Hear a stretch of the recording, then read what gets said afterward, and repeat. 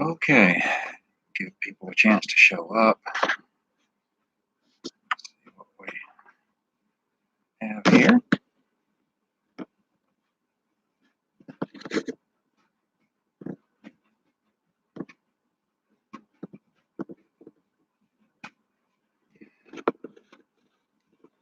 Some people the opportunity to see the notifications.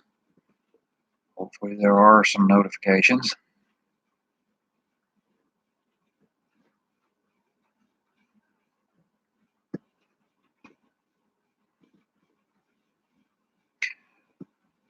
And so far, I don't have anybody yet, but I'll give them a little bit.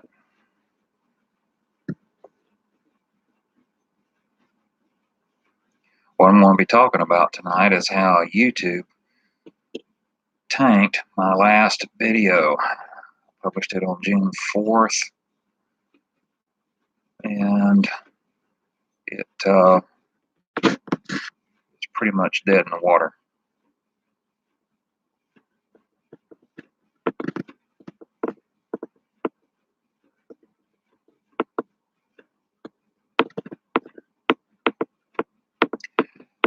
And don't have anybody yet, so give it another minute or two.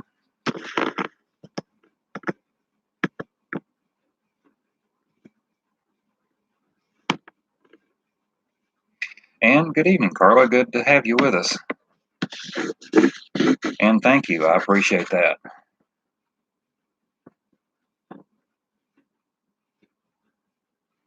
I hope to be putting out some more, assuming YouTube doesn't have any more difficulties, shall we say.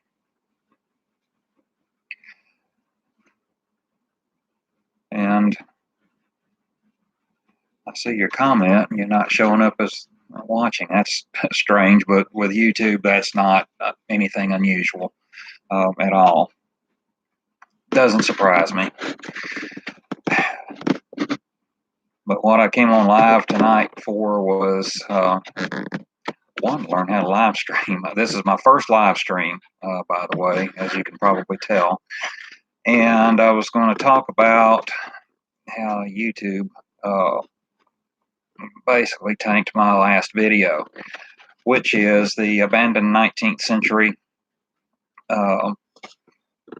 railroad tunnel. And I made the mistake of publishing it a couple of days after their outage. I published it on June the 4th, and it turned out to be a bad idea. Yes, you aren't kidding. They are getting too strict, for sure. It seems like the list of don't do's just keeps growing, but that's not what got my video. Apparently, after YouTube's outage, they had a complete outage, something like June the 2nd, June the 1st, right around the 1st of the month. And I uploaded on June the 4th, and apparently YouTube still had tons of problems, even though they were up and running more or less. And what happened was that because of the problems, either notifications didn't go out or what happened. I don't know. I'm not sure what happened. But to this day, let's see, 11 days later, this is June the 15th, 11 days later, under suggested, I have 0 views for that video. None. And that is highly unusual. And there are 2 or 3 other areas in analytics where it was solid goose eggs. And that is very unusual, even for videos that don't get many views. And what I have since learned, there's an article that I was directed to that was explaining the algorithm. And first off, your notifications only go out to some of your subscribers, not all.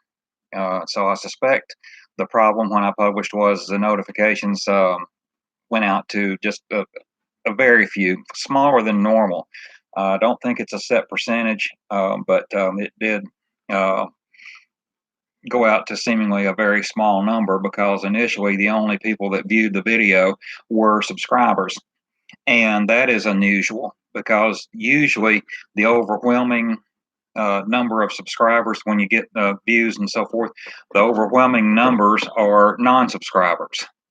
Now, like another creator, another explorer said on his live stream earlier this week, why people come back and watch time and again, and don't subscribe, don't know. I don't know either.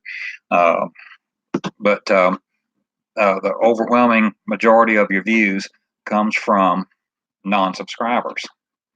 And the only views that I got for days were from a small number of my subscribers.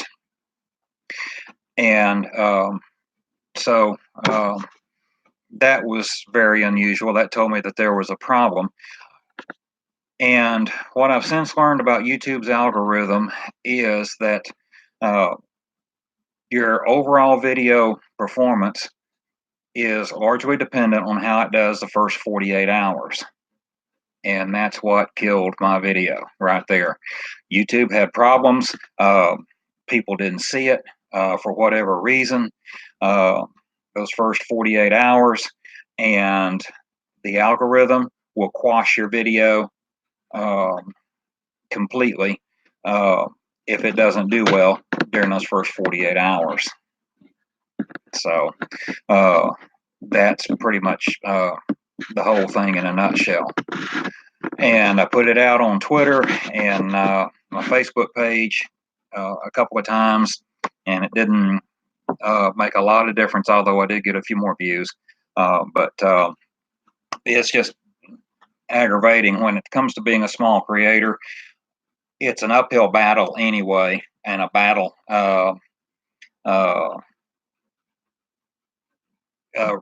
to get any number of subscribers.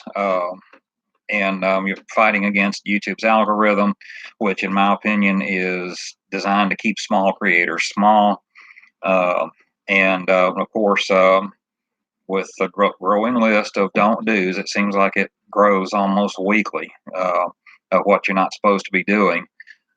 It's the shorter list would be what you can do. And let's see. Animal Care and Kmart down probably the end of August or 1st of September. And she explained to people more about what you can and can't do. Well, there's a couple of channels on YouTube that are produced by YouTube employees. Of course, you have the official channel. I think it's called YouTube Team YouTube, I believe. But anyway, it's that one comes out monthly and gives information on updates and changes and so on. There's another one called Creator Insider, which is an informal, unofficial YouTube channel that is done by YouTube employees, and it keeps you more up to date because they upload a number of times every month.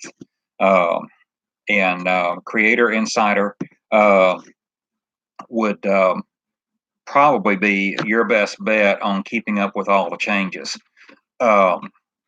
Sometimes they don't really explain it in depth, but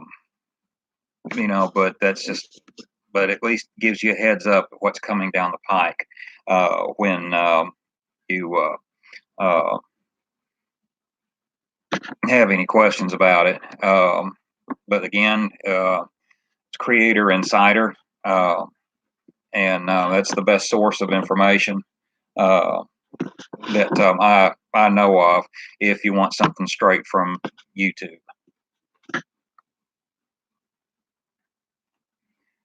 Okay, I don't know why it held your comment there, Carla. That was interesting. We're talking about YouTube glitches. There was one right there, and that is a complaint that I see from creators all the time, is that comments get held for review or whatever, don't get posted right away, and they have to go in the comments and approve it. Nothing wrong with it. And of course, if they've got a big channel, then there is not, they may not be able to see it or get to it. Some of these channels get hundreds and some even thousands of comments a day. So that would be a problem for them to approve all the comments held. And no matter what you have your settings at, sometimes comments get held for no reason. I've seen some held for review in Creator Studio, and I don't understand why. Doesn't make sense. And I appreciate you watching that last video. At this point, you're one of the few that's seen it. And that's awesome. It was a very interesting explorer. I enjoyed it. It was a bit of a hike to get there, but the kind of funny thing about it was that all the notes that I saw from other explorers on it said, be sure and wear boots and so on, because it's soggy in here. I got in there, it's beyond soggy. That's a stream. Where I come from, that's a stream. And I end up, of course, you saw it, end up having to walk up the middle of the stream all the way up there once I discovered that the stream bed was more solid than the banks of it. There's one point I went up way beyond my ankles in mud. But it was a fun one. It was certainly worth it once I got there. Hard to believe that the tunnel was built in 1882 and still standing like it is. Bricks haven't fallen out or anything like that. It's just a shame that there are there's no real interest in on the part of the powers that be in that county to preserve it. So unfortunately, it's just there, and I really hate it. And you're in Rome, Georgia. Yeah, good evening, Rome, Georgia. It's good to have you on board tonight. I was hoping to have a few more come in, but you have to do live streams on a regular basis in order to build any kind of audience. There's other creators I know that have been doing live streams for a long time, and they only have a dozen or people show up. It takes time, and I don't know if I'll be doing these very often. I work a lot. I work 6 days a week, so I don't have a lot of time to put into live streaming often. Like I said, I've been at this over a year, and this is my first live stream. So,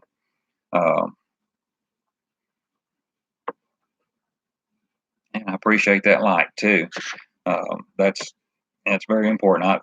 When I'm on other people's live stream, that's the first thing I do, because I'll get caught up in the chat and everything. And if I don't up front, I'm liable to leave when it's over with and not do that.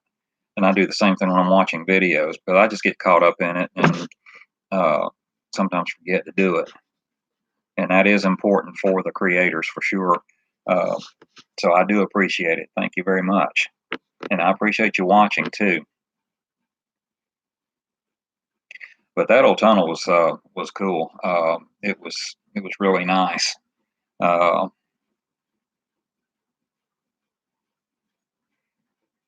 Okay, what is Shepherd Reserve history so people can learn from it? Okay, I don't understand what you mean there.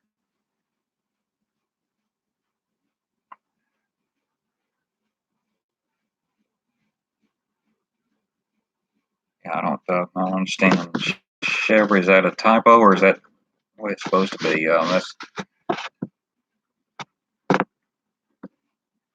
That's not a typo. I may be fixing to learn something tonight. Chat would be cool too. And good evening, AE86 Hachi. I think I'm pronouncing that right. Greetings and salutations to you too. Thank you for joining us. I do appreciate you coming on board. This is my first live stream. Since you're just getting here, I'm talking about how YouTube kind of quashed my last video, and it was their malfunctions that were doing it. And it was right after their outage, about 2 days after their outage, and I did not know that they were still uh, having problems a couple of days later, and it cost me views in the first couple of days, and the YouTube algorithms push your video to the side if they don't get the views in those first couple of days. So that's the subject matter tonight. But AE86, I hope you're doing well tonight on Saturday night. Yes, it was. That was crazy. That was. It's one thing to have problems or one of the servers or something goes down, creating an outage for the users on that server, but the whole thing going down, that was really something. So I haven't heard an explanation as to what caused it or what happened there. Okay, Carla, that's what I had heard too. There's going to be a Target built where the old Kmart was. And somebody said there was something else, and so that's what I'd heard. That's why I got over there when I did to video it, document it, even though couldn't get in. But I wanted to document it before it was demolished, because I do understand they're not going to reuse that building. They are going to demolish it, if I can speak properly. Urbexy, good evening. How are you? Good to have you on board tonight. I'm doing well, Urbexy. I hope you are well also, and I really appreciate you stopping by. Yes, AE86, I haven't had a chance to look into it. Like I said, I work a lot, so I haven't had a chance to check into it. And as many different servers as YouTube is on, I could understand an outage affecting a portion of people on it, but I don't understand the whole thing going down. So apparently it wasn't a server problem. But I'm certainly no expert on that end of it. I'm an end user, so I don't have any idea. Uh, I can't offer a guess or an explanation as to what happened.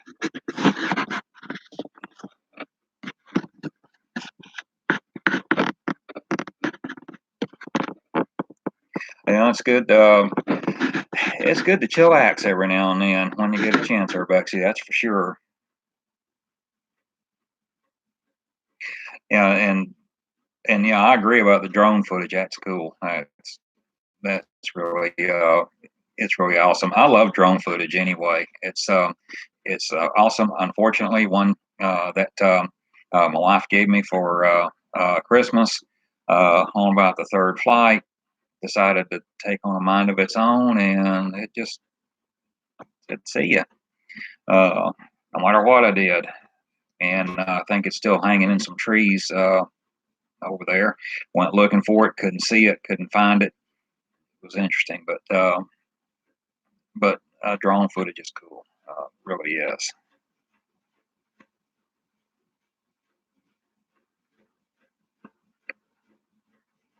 Oh, okay, Carla, that's interesting. They're going to be signing the papers in July to close the deal. Okay, all right, good deal.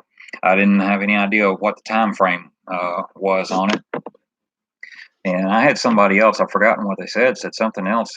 Not a Target was going there, but what you're telling me is exactly what I've heard is that Target's going there.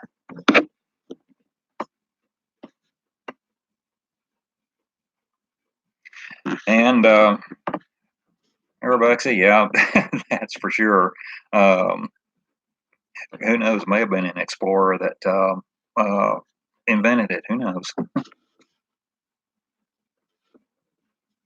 Uh, I've got one planned that I haven't done yet. It's someplace I haven't been, and it's been right up the road, about 25 miles. But it's hard for me to travel even that distance. because of my work schedule, work a lot. So I kind of have to just go on an impromptu basis. When if I get off early one day, then and I have some place in mind, then take off and go and do it. Now I have another video that's ready to go that I'm gonna drop probably in the next day or two, and hopefully YouTube can hold it together long enough so I might get a few people to actually watch it this time. Because I just couldn't believe how that my last one tanked like that, and even now, number of views from suggested is still zero. 11 days later.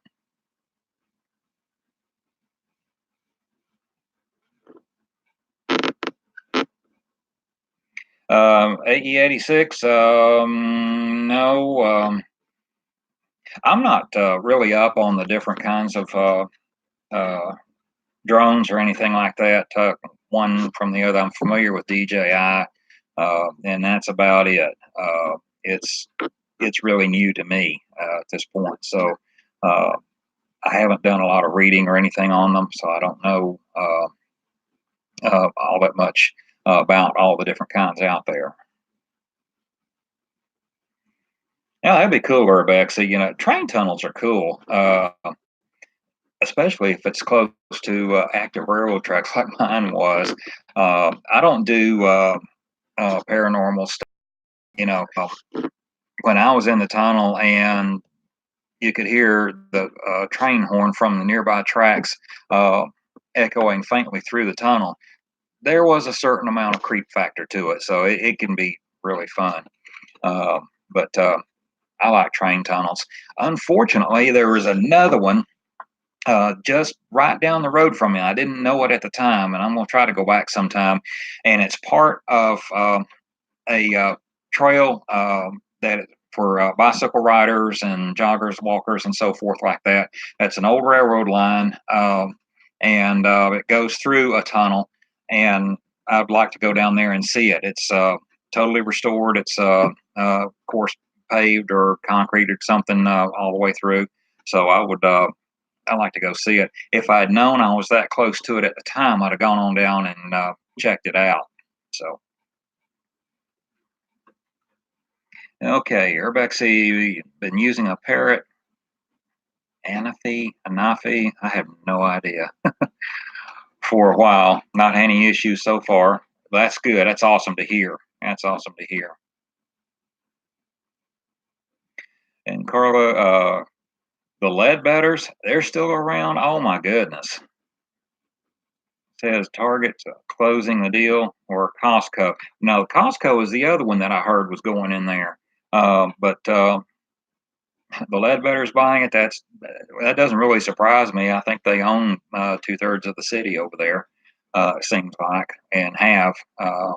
So doesn't surprise me. Yes, Urbex, I agree. Exporting is really getting messed up lately with fakers and clickbaiters. Oh my goodness. Could we have a conversation about that one? And yes, paranormal seems to be really off the chain. I know, and I know this is not inclusive, but uh, paranormal seems to be really, uh, uh, there only seems to be a couple that I've seen that are for real, two or three real paranormal investigators out there, and they're very straightforward. There's one in particular over in the UK. And I watched one of their live streams from the location where they were doing a paranormal investigation, and the one of the guys was cracking jokes every now and then and so on, and he said that he was trying to keep it as entertaining as possible. But he said this was real paranormal investigation, a lot of walking, a lot of waiting, and he made the statement, it's not like TV where there's something happening every 5 minutes. Yeah, boom. That's and But that's true. Real paranormal investigation doesn't get anything every single time, and there are some of the so-called paranormal channels out there that get paranormal activity every single place they go. And the real paranormal investigators will tell you That doesn't happen. And unfortunately, it affects the real ones because it brings a credibility question uh, into play for the ones that are doing it for real. Uh, and just like uh, urban exploring, Urbexy, it's just uh, that's gotten ridiculous too.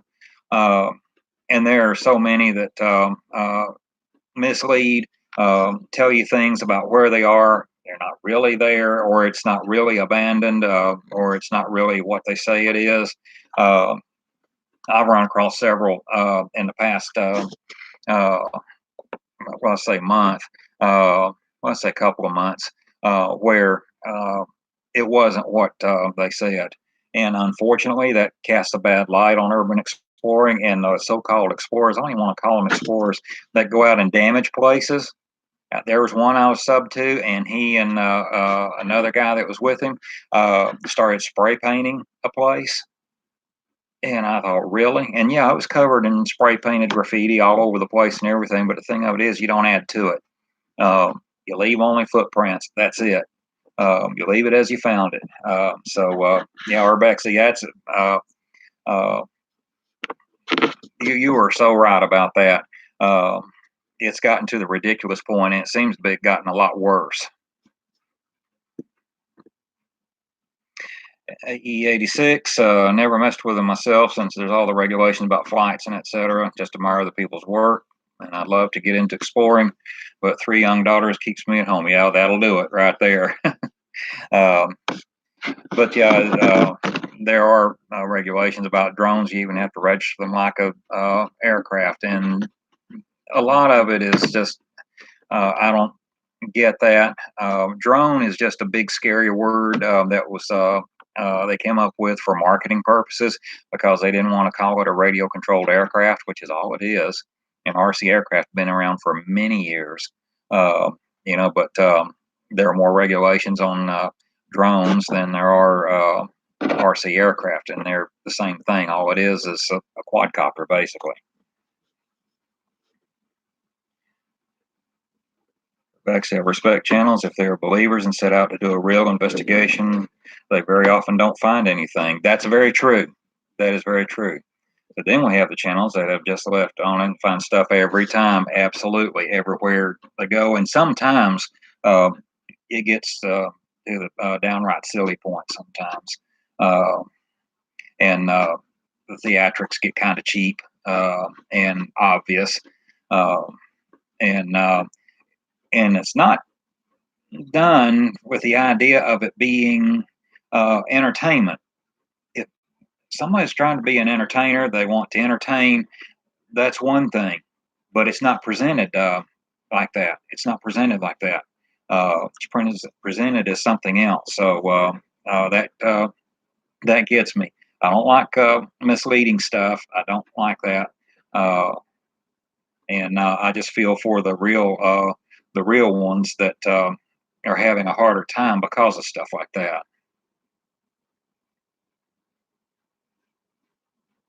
Yes, followers seem to believe it all. There are tons of people that do, uh, and it does. It makes the genuine channels look boring. Like one I was telling you about, it was about a 2-hour live stream, and they did get a couple of things. But it went on and on and on and on and on and on with nothing. And they said that was actually common for paranormal investigation. Don't get anything a lot of times, and that also hurts the genuine channels because people are expecting all this activity, all this stuff happening, and it doesn't happen, and they go elsewhere to the entertainment uh, stuff, or I should say the fake stuff. I'm going to call it entertainment. Uh, and the channel I'm referring to doesn't have a whole lot of subscribers. I don't think they've hit 1,000 yet, and they deserve a whole lot more because they are transparent. They are real about it. They get nothing, and they tell you. And yes, they're making it tough for all of us. Uh, they're not thinking about it and exploring. Um it seems like in the world of exploring, it's uh, just gotten to the point um, that it seems like it's every person for themselves. It's not like a community or anything for the most part. Um, and I saw a comment on another live stream that said that it's like there's a competition to be the number one explorer, and that very much seems to be the case. And some of them will do just about anything to try and get there. Uh, and It's not really a community any longer. And Carla, they own that shopping center where the old Kroger's used to be. Yeah, like I said, Ledbetter's own 2/3 of the town. It seems like that's the way it's always been. So, uh, yeah, it doesn't surprise me. And good evening, East Tennessee Explorers. Uh, Ray Ray is in the house. And we got some good channels represented on here. Urbex, East Tennessee Explorers, good stuff. Please go check them out. Uh, and give them some likes, shares, so on. They do good videos. Uh, East Tennessee Explorers, Ray Ray is real. Uh, he is 100% straight up. I can tell you that. So is Urbexy. Uh, so uh, let's see. It looks like it says I got 5 people watching, and I'm not seeing them. I hope I haven't missed somebody.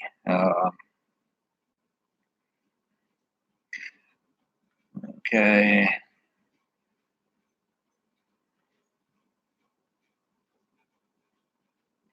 Okay, corner baseboard got arrested because they say he broke into the building. Carly, yeah, that's something else. Real explorers do not do. They don't break in. If there's not a way in, all right, that's just the way it is. I've had several like that. You don't break in. You don't. Uh, that's just there's no call for that. None whatsoever. Yes, Ray, that's for sure. And you brought up a good point right there. It can be dangerous for people that don't know what they're doing. Um, you don't mess around. Like you say, it's not a game. It's dangerous. And people that want to try to get build a channel quick and get a bunch of views and a bunch of watch time quick and so on by going that route. Uh, Better get the information about it. And I've seen your notice on your videos a number of times. It's no game, you know. And basically, if you don't know what you're doing, don't try it.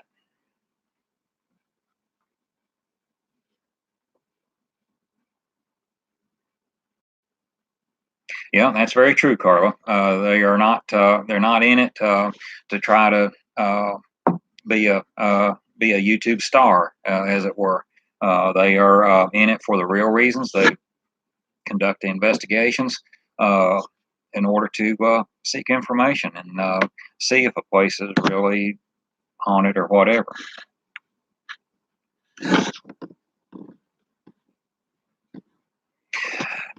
Yes, me too. And Urbex, yeah, that's right.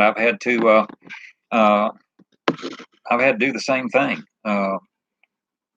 And just walk away from them because if there's no way in, sometimes there's not really anything to see from the outside. You can't really see anything. And of course, I've done some abandoned retail. Most abandoned retail uh, is uh,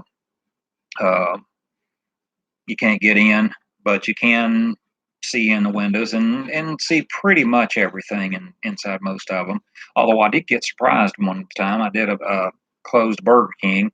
Uh, it wasn't really closed. It was they had just moved in the empty building, and the door was unlocked. And that was awesome. I was totally surprised at that, uh, but yeah, you're right. And that's the side of urbexing that most people don't see, don't realize, is that they uh, all the places that we go to that can't get in, can't see anything, and would not make a decent video at all. Yes, Ray, that's the same here. I haven't either. Although on one, I went in on uh, another way, came out, explored the whole house, an abandoned house, and it's rotting. It was decaying. You know, there wasn't any sign anybody had been in there years. Came out another door, was about ready to leave, and there's no trespassing sign there. And I thought, great, that's awesome right there. Yeah, so that one was inadvertent. It was on the opposite side of the house. I didn't see it. So, and yes, you can tell a lot about a video just by looking at the thumbnail before you click it. If it's all ghosts and bodies, yep, for sure. Um, excuse me, just 1 minute. I'll be right back, folks. I'm not going anywhere, not ending the stream.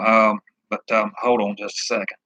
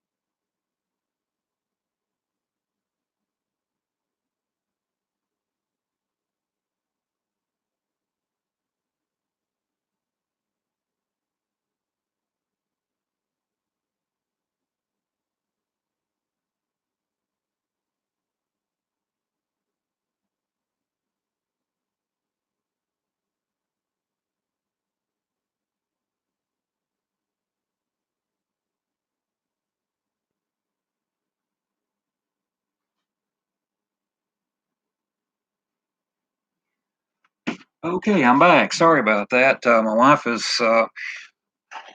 coming home in just a little while, and I realized that I didn't leave the front porch light on or the door unlocked, so I had to go take care of that real quick. Uh, yeah, it was an awesome find, Ray. Burger King, and uh, they just moved across the street, but it was the older design. And when it comes to a lot of these fast food places, if there's one with an old design vacant or occupied, it'd be a good idea to video it because they are going away. It seems that all the fast food restaurants are uh, uh, rebranding themselves, as it were, with a totally new building design, and the old building designs are going away. So, at E86, you had some scary encounters in the McClung warehouse in downtown Knoxville. The place burnt to the ground a long time ago. That's the only place I ever went in. It was enormous and full of homeless camps. Oh, wow. You know, scared the living daylights out of me as a teenager. My goodness. Uh, I'll have to look that up. I'd like to see that if there's anything available about it before it burned. Um, that sounds that sounds interesting. And Knoxville, good place. East Tennessee, awesome. My whole family's from there. Both sides of my family are from East Tennessee, so I'm a little bit biased. Something from the Knoxville area. But yeah, you have to watch about homeless camps. Many homeless people are harmless. Others are not so harmless. So you have to kind of watch it. So it's probably good that it did scare you. You know, I assume you kind of uh, exited stage left. Here in the UK, the laws are a lot more friendly towards urbex. As long as you don't break into a location, it's just a civil matter. Yes, that's. I've heard many people in the UK say that, and uh, and I've seen videos with encounters with the police, and they basically just, in a nutshell, just tell them to move along. That's it, and nothing more. Now, as far as here in the United States, it varies. Florida, and Florida's trespassing laws apparently are a lot stricter than here, but it varies from state to state. In some states, they have to give you a trespass warning first, and they can only arrest you if you come back a second time. In other states, they can arrest you right off the bat. They just find you there. So it depends on where you are. Uh, which makes it kind of a pain. And if I was more free to travel, that's why I probably would not go out of state uh, because I'm familiar with the laws here. Uh, and so, you know, uh, Going out of state, I think sometimes can be risky because unless you do your research first, and if you do, then okay. But I would have to read up and before going to another state, even a neighboring state, honestly. There's a lot of videos about of the fire. Okay, I'll look that up. Thank you. I appreciate that, AE86. I'll definitely check that out. Knoxville had some good places at one time. Yes, never did go into Knoxville very often, but I wonder about some of the buildings that the World's Fair was in years ago. Wonder if any of them are still left. I'm curious about that. I just thought about that. If any of the World's Fair buildings are still there. AE86, born and raised in Tennessee yourself. Oh, yeah. Knoxville and Sevierville. Been through Sevierville many times. My grandfather used to have a trailer over in Pigeon Forge, and sometimes I would go that way through Sevierville. Uh, Other times I come in the back way through the Smokies to avoid all the tourist traffic, so it depended. And Ray in Kingsport, yep. I have a cousin that lives there now. Uh, she and her father live there in Kingsport. Cosby, beautiful countryside up there, AE86. There's a Native American Cherokee man that used to tell stories at a lot of the powwows all over the place, and I think he had to quit traveling because of his health started declining. But he lived in Cosby, and as far as I know, he's still there. Exploring with CF. Hey, good evening. Great to have you on board. No notification. Imagine that. uh, yeah. Who would ever thought that no notifications on YouTube, right? And Urbexy, thank you. Thank you for letting him know that I was on here. Uh, and since it didn't get a notification, what we're discussing, and of course we're kind of wandering on other things, and that's fine. That's cool. This has been a real good stream, surprisingly, for my first one. This has been real good, and I appreciate all of you for being here and for commenting. It's really exceeded my expectations this first time.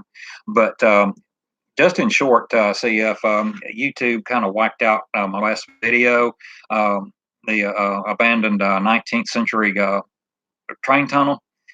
And what happened was I published the thing on June 4th, which was only a couple of days after YouTube's outage. And YouTube was back up and running, but I didn't know that it was still a hot mess at that point. And even now, I have 0 views from suggested on it, and that's kind of unusual. And it went for several days with several areas with just a big fat goose egg. And the only viewers were a portion of my subscribers, and that was it. Nobody else, none. You know, and I have since read an article and seen a couple of videos explaining a little bit more about the YouTube algorithm in detail. And if you don't get the views in the first 48 hours, then the algorithm quashes your video. And this is from somebody, a team that has actually researched it, and they found that they could predict how well a video did with 92% accuracy. That's pretty good. Uh, so uh, that's what I was doing the live stream about. Uh, and It's disappointing because it was a decent Explorer. It was a railroad tunnel built in 1882, and it's still intact in one piece and went all the way from one end to the other. So it was a cool Explorer, but you know, things happen. So let's see, early in the morning on a weekday is the best time. I'm going to a water plant at 5 tomorrow morning. Oh, that's cool. I'm looking forward to that. Ray. Uh, that'll be awesome. The world's fairground has changed so much, nothing like it was. Just the ball left now. Okay, that uh, that's not surprising. I figured that it was the only one left. But I didn't know about anything else. Been a long time since I've been in downtown Knoxville.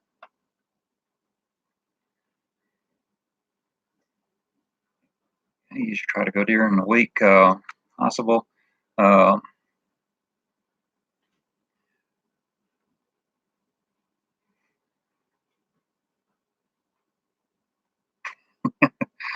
all right, right. Yeah, nothing gets by the Scottish Tech Ninja. All righty. Yeah, Urbex, you're right. YouTube needs to get the notifications addressed, although I kind of suspect it's working just how they want to. Well, you're exactly right. Um, People complain about it and complain about it and complain about it. But from what I've seen, from what I've read, the notifications, the reason they've never been fixed is because it's working exactly uh, how they want it to. The notifications only go out to a portion of your subscribers, and YouTube employees just did a second video in about as many months uh, admitting that fact. So not all your subscribers are going to get notifications. It's just a portion of them. Uh, and then after a bit, I don't know how long or whatever, if there's any set time, then another portion of your subscribers will get notified. That's why sometimes somebody can be on a live stream and you won't get a notification rather for quite some time after it starts. But yeah, that's something that needs to change. That hurts the small channels tremendously. If it only goes out to a portion of them, if you only have to start with, then there's not going to be all that many people that know that you upload anything as far as your subscribers go. And yeah, they would rather people watch content that makes them money. The trouble with YouTube is it's gone so far afield from its original intent. Their motto used to be broadcast yourself. Broadcast yourself. And of course, when was the last time you heard that? That probably went away just as soon as Google bought it. But um, it was a whole lot more. There seems to be a whole lot more creativity out there than there is now. Now there's about 4 or 5 things that you see under recommended or anything like that, and it's usually mainstream media, uh, big channels, uh, celebrities, uh, and beyond that, that's about it. So it's sad that we lost that because of YouTube was a whole lot better before than it is now. And CF, your monetization was shut off on 10 videos after the crash and didn't know it. Unbelievable. Uh, yeah, and why that? We can ask the question why, but you probably don't know yourself. That's There is so much demonetization going on, and that's something else that needs to be addressed by YouTube. If they're going to demonetize a video or a channel, they need to let the creator know what the problem is, what's wrong, you know, because there are some out there that are earning their living on YouTube, and that's where it gets serious. They need to know what the problem is so they can fix it.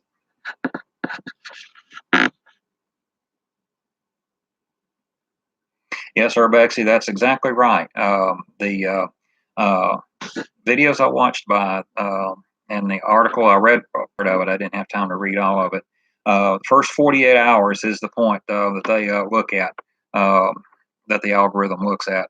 Uh, and if you don't have a whole lot of engagement in that first 48 hours, then the algorithm is so long.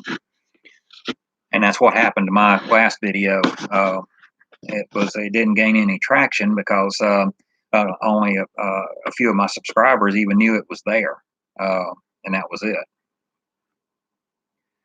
My watch time has sucked since the crash, so I'm betting my bell was unrung for some people. Yeah, I find that every now and then. CF Isaac Urban Kiwanis, I've had to turn the notifications back on 3 times, and I've read, and I don't have anything really definitive to confirm this, but I'm seeing some people are saying that if you don't go on a channel for a certain length of time, don't watch a video of theirs, that they will do that, that they will turn the notifications off for you if you don't. And that's the same thing that Facebook does. And people to this day complain about that. Uh, Facebook's been doing that kind of mess for a while. And it's not right. It should be up to us who we're subscribed to, who we're not, who would follow. It's crazy. And matter of fact, I suspect Twitter may do it because there's another YouTuber that earlier this evening I found I was not following at all. I just happened to click on the link to see what was over there, just as a quick way to get to the account. Got there, and the follow button was not on, and I could have sworn that I was following this one, but maybe not. Maybe I hadn't, but I can't say 100% sure. Let me get comments down here.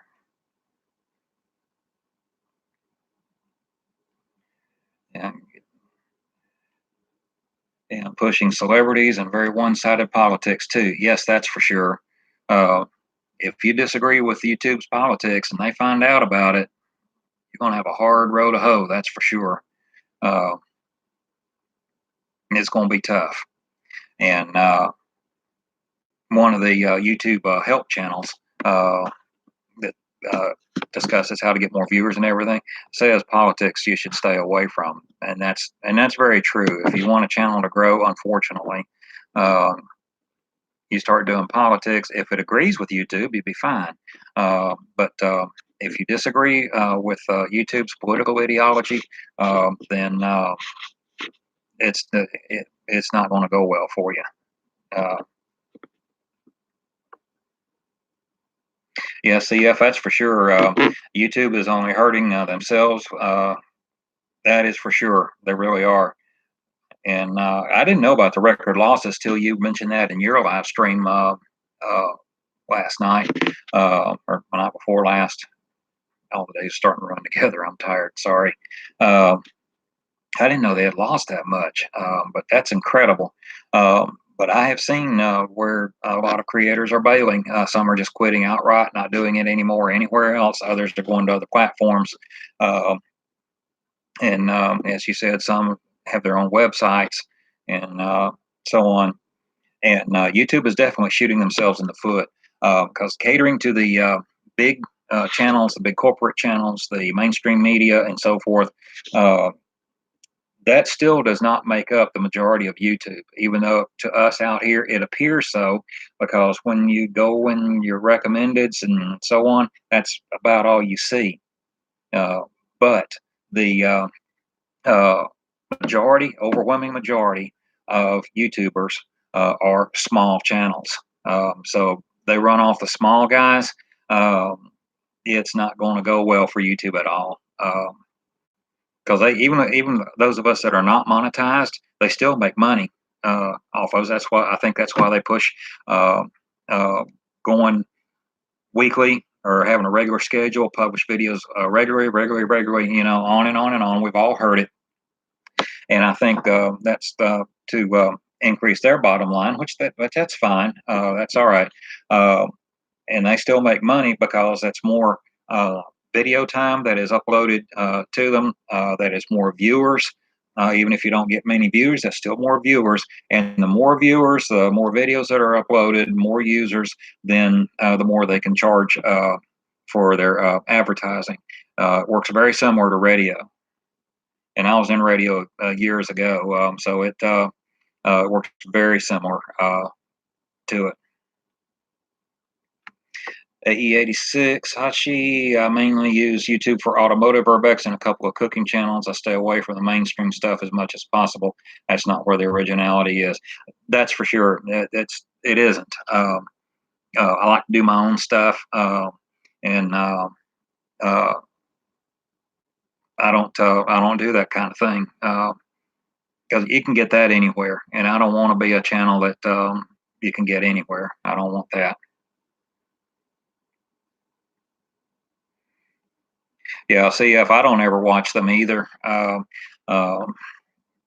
I'm not interested in what celebrities are doing what. I never have been. Uh, I don't worship the air they breathe or anything like that. They're people, you know, just well-known people. That's it. Uh, and so I couldn't tell you who's popular in Hollywood now. Saved my life. Uh, and uh, so as soon as I get on YouTube, when I want to watch videos, I uh, hit subscriptions so I can see what I want to see. Yeah, Urbex, the problem is they don't allow clickbait, but let's be honest, it works to get you traction. After 48 hours, a lot of channels change it just in time to get in people's recommended feeds. Yeah, that's for sure. And it's interesting, they technically don't allow clickbait, but we know that's the enforcement on that is selective, uh, as it is with anything on YouTube. The rules are not enforced equally across the board, and that's one of the big problems with YouTube. Uh, yeah, they don't allow clickbait. I've seen their videos that they put out about that. That your thumbnails need to relate to your content, et cetera, et cetera, et cetera. But you don't have to be on YouTube very long before you see tons of it. And a lot of it is just downright lies, and nothing is done about it. So I think it depends on how big the channel is. And uh, it's just not applied equally across the board. If it was, that'd be great. If it was, it might eliminate some of the things that we've been talking about the misleading urbexing and paranormal and stuff like that. Might eliminate some of that if they enforced it equally.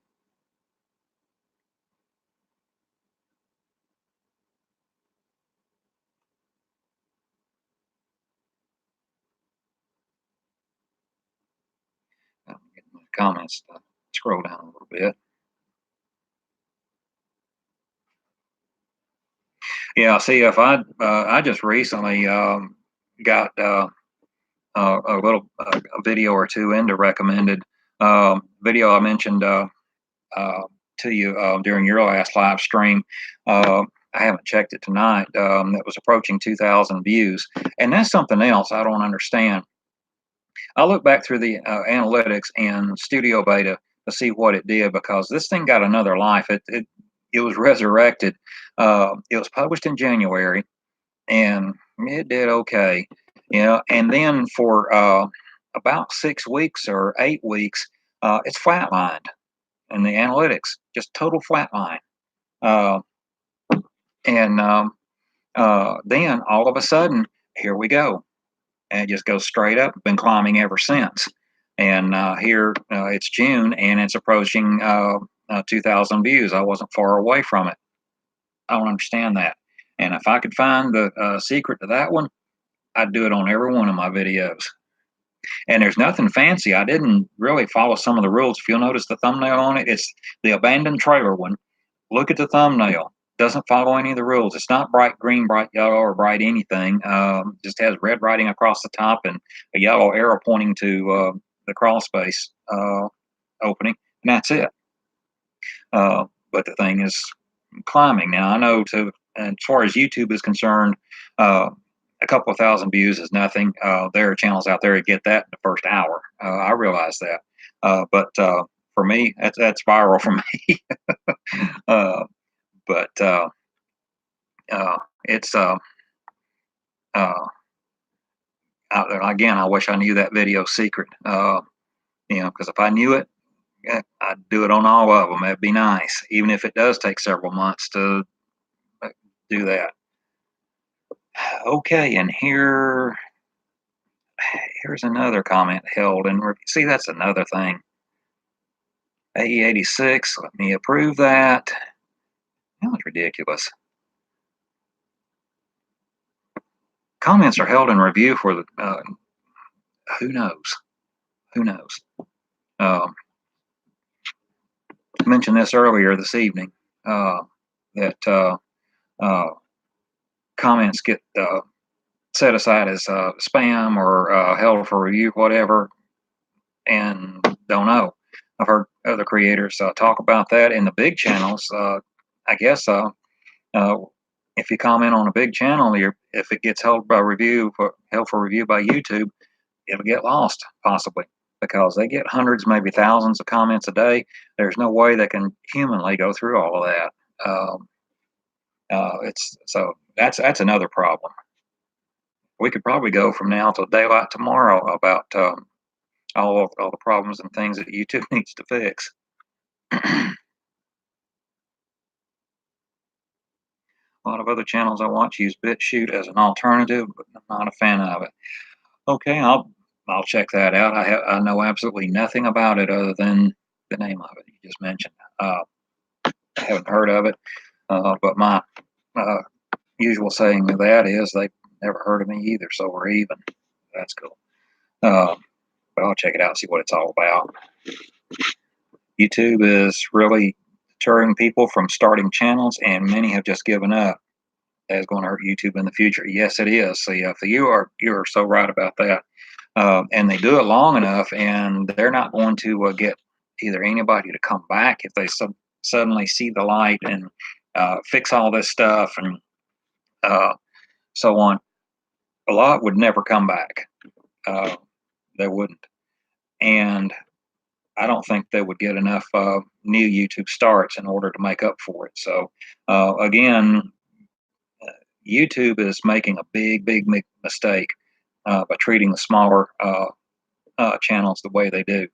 The vast majority on YouTube are small channels, uh, and that is their bread and butter. That's what they use to negotiate advertising rates with potential advertisers.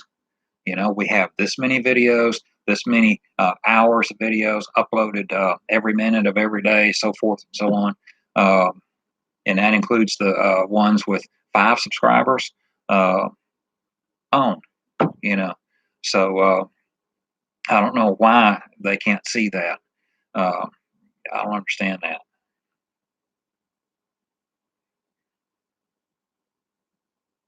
Urbex, you can still buy ads on a cost per minute basis, very much like old school radio and TV ads.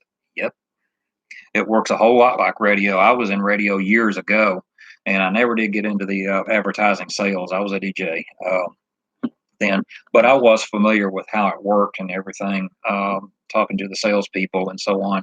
And you're right, it works very much like radio.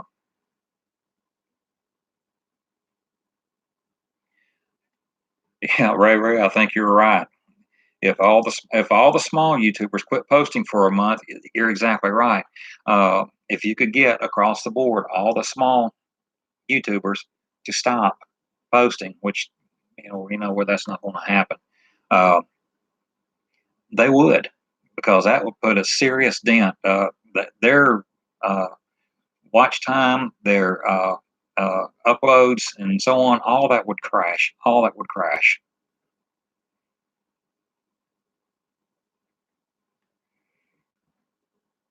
Urbex, yeah, I believe that too. They want us to leave without pushing us, leave a clear platform for the A-listers. They are just doing it through the back door.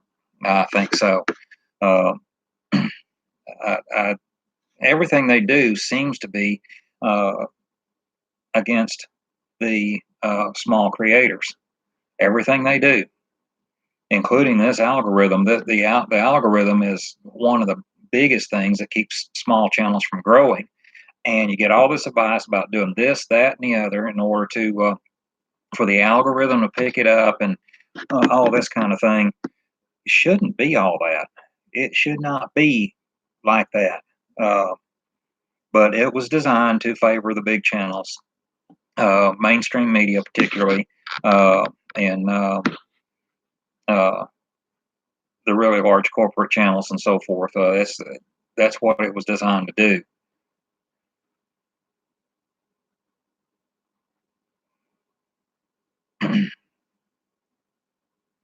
Yeah, Urbex, yeah, that's a good idea. Prevent custom thumbnails and be a frame from the video. Boy, I think you'd see some big changes then. Uh, Absolutely. That would be a good idea. Has to come from the video. Uh,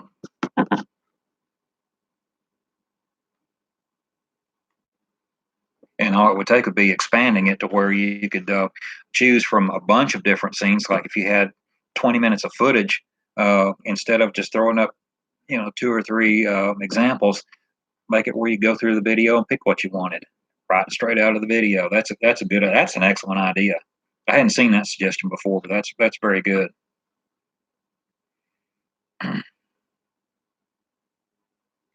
And Ray, there's one channel got 20,000 people, averaging 50,000 views. Been on YouTube 2 weeks. Seriously, that's incredible. 2 weeks. 2 weeks. While we're on the subject, my pet peeve, I ran across this last year. There is a channel where somebody, no narration, no nothing, makes flatulation sounds with slime, making it clean it up a little bit. Yep, you heard that right. And that's all it is. Want to guess how many views that video's got? Over 3 million. I haven't checked it lately, probably 4 by now. And all their other videos are very similar to that. And millions of subscribers. And I thought, wish I'd known that when I started this. I'd gone out and bought me a can of slime and boom, million views right there.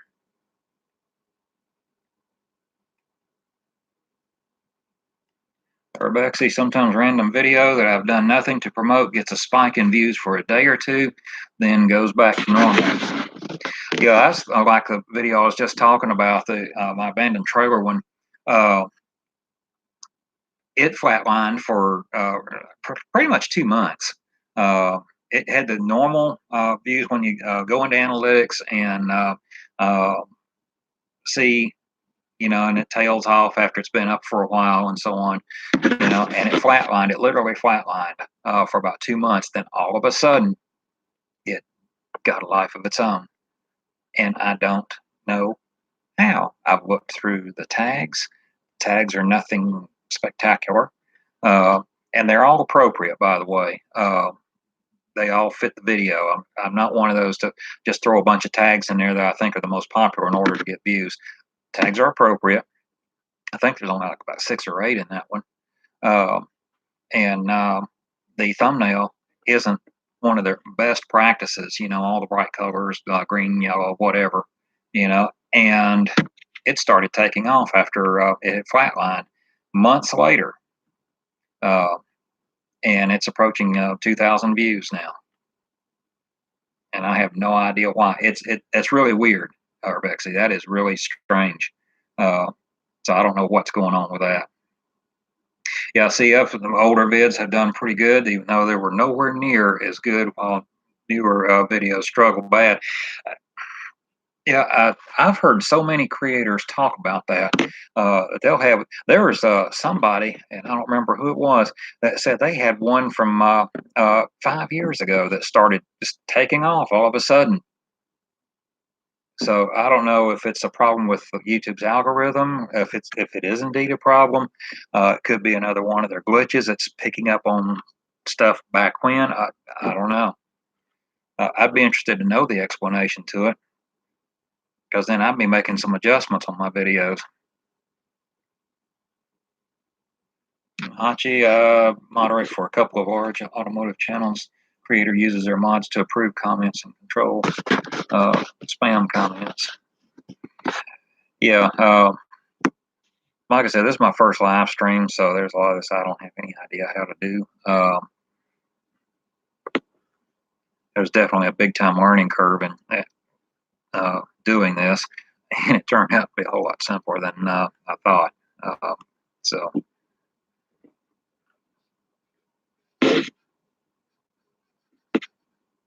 Yeah, CF, that's for sure, and that's what I've been maintaining. Sooner or later, YouTube's not going to be the only game in town. It's technically not the only game in town now, but the other uh, video services are way down the totem pole from YouTube. YouTube is by far the uh, video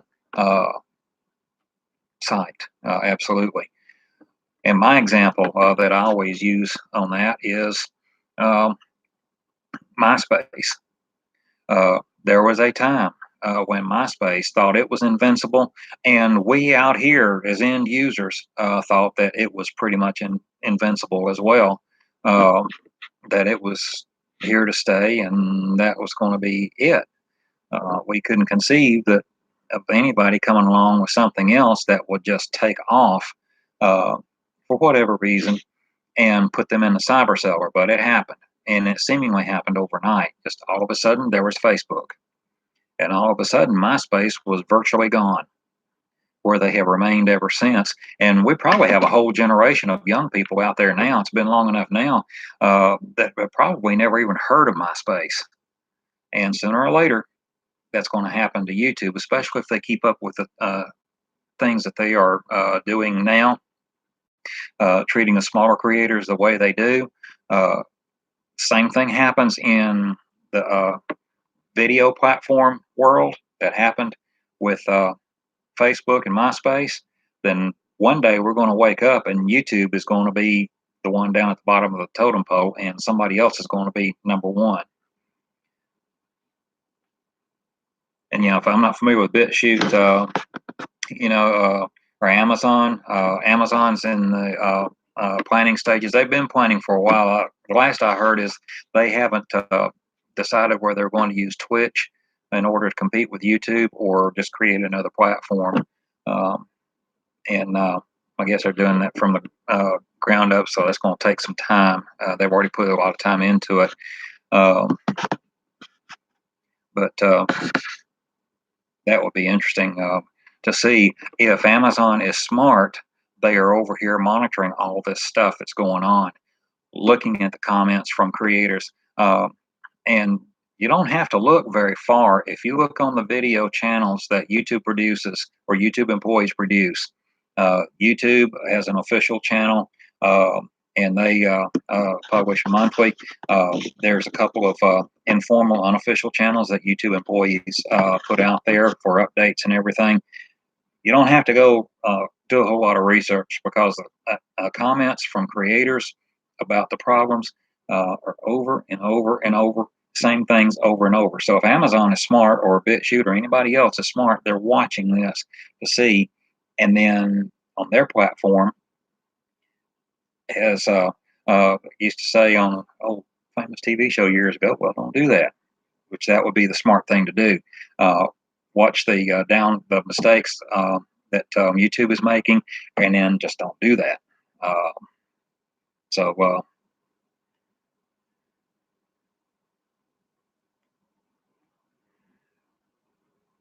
let's see. I just about flew down there. Getting some great conversation. I appreciate each and every one of you in here talking. This is great. It wasn't your live stream that introduced me to these channels, if I'm not mistaken. We talked about Trans Am's. That was a cool car, by the way. I was in college in the late 70s, and it seemed like every third student had one, and they were awesome. Back in the days of the big 455s, four barrel carburetors, yes, that was a real car. Yeah, see, if I'm having the same uh, luck on Facebook as you do, I get almost no views, and but I don't. There have been my Facebook page and Twitter, as far as I know, hasn't driven any views to the YouTube channel. So I don't know. Um, but yeah, I get almost no views on a Facebook page either, and that that's the one place that is even worse about getting exposure than YouTube, uh, because you have to pay money. Like give us $20 and we'll let 6,000 people see this. Thank you.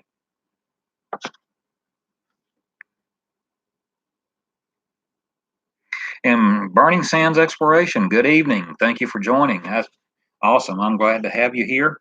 Uh, why did YouTube nuke your video? That's a good term for it. Well, it wasn't on purpose. It wasn't anything about content or anything like that. You know, but what happened was I published a video, the abandoned 19th century railroad tunnel, on June 4th. And that was only a couple of days after their outage. What I didn't know was that even though they were up and running by that time, uh, things were still a mess. Things were still a royal mess. And so when a video uploaded, it didn't get any exposure. Uh, the majority of my views, or all of my views, I should say, all of my views for the first couple of days came from subscribers only. And that was just a few of those. And we all know that the notifications don't go out to all subscribers when you publish a video. Uh, and the first couple of days is critical in the algorithm pushing your video or not. If you don't get the views the first couple of days, then the algorithm shoves your video to the side, and that's it. It generally doesn't go anywhere after that. That's what happened to me. And even now, 11 days later, I have 0 views from suggested, and that's unusual. I usually get some views from suggested, and for the first couple of days, a lot of the traffic source uh, stats were 0, which is very unusual because you can just publishing a video about pretty much anything, you can get it to get something there in those categories at least. But it was 0, and it stayed 0. So it didn't get the exposure. The video tanked, uh, and so it's kind of dead in the water now. One of those things. If I had known that, I would have held off on publishing it until YouTube had fixed its problems, whatever the problems caused that.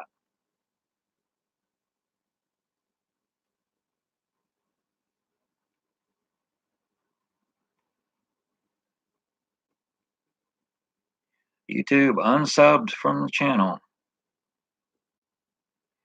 Okay, well, glad you Hachi, I'm glad you saw that and are able to resub. Um, that's another thing that I have heard, and now I haven't seen professional articles about it, but I have seen people commenting saying that if you don't interact with the channel for a certain period of time, that the notifications, YouTube will turn them off and will even unsub you. I've had to turn notifications to Urban Kiwanis back on 3 times, and most of you in here are familiar with him. 3 times they've done it, and it's not like I don't go on there in 6 months or something like that. And I don't know what the time frame is supposed to be, if that's even the case. But it's aggravating. I ought to leave them on. If I want to turn them off, turn them off.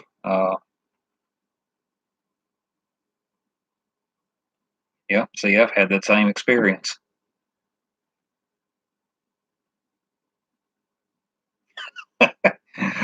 Actually, that's cool. Yeah, that you got that right. Run over children's toys in your driveway, instant YouTube success. Absolutely. Yeah, it's up there with Flatulation Sounds with Slime. 3 million views.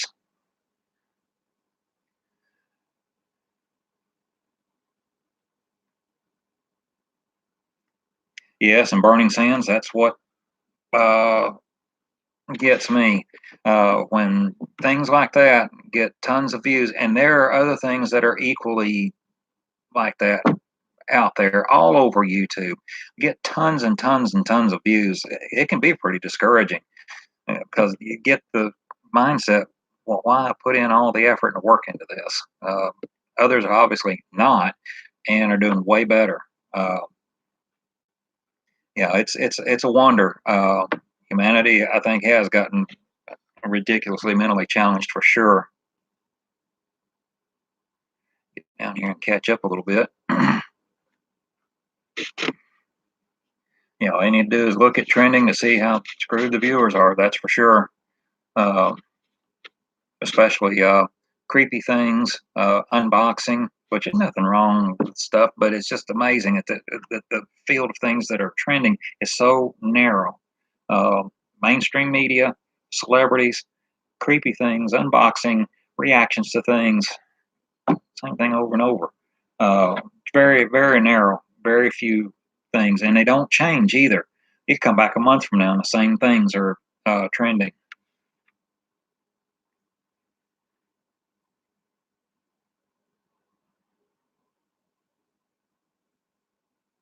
Let's see, the military base part has 89,000 views, but part two hasn't hit 100 in 48 hours. See, if that was my experience, and one reason I haven't done multiple parts, I explored a school which was a neat explorer. I got in there and found all kinds of vintage equipment, overhead projectors, and uh, things like that, cassette players, all kinds of vintage equipment still left in this school. Been there for years and years, and school was moved to a new building. I put it in three parts, and I noticed that each successive part went straight downhill. And I thought, I've learned my lesson about that. I wish that I just edited it down to about 20 minutes worth, but there was so much that I didn't feel like I did it. Split it up into three parts because I felt like that people would want to see it, see a lot of it. And I cut out a bunch of the redundant parts, like walking down hallways. You've seen one school hallway, you've seen them all. Uh, and the views just went straight downhill. So I haven't done a multi-parter since. Uh, but I've seen other channels do it and do it pretty successfully. So I don't know if it's the subject matter or what. I don't know. And Urbex, see, like, asking CF, let the algorithm know they are linked. Yes, I did. I did. I did. My name's not CF. Sorry, horning in on the conversation here. But mine are carded and linked. So, Urbex, you wonder what happened to MySpace Tom? Uh, he's still out there. I read an article about him not too long ago, and I don't know if he's still connected to MySpace or not. But uh, he's still out there. He's still alive and kicking. Yeah, CF my who? Yeah, and that's the thing that's going to happen to YouTube if they're not careful.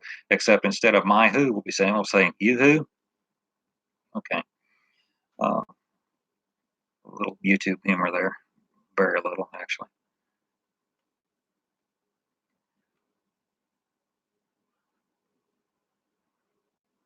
Yeah, Hachi, I'm glad you found CF again. CF does some great stuff. He really does.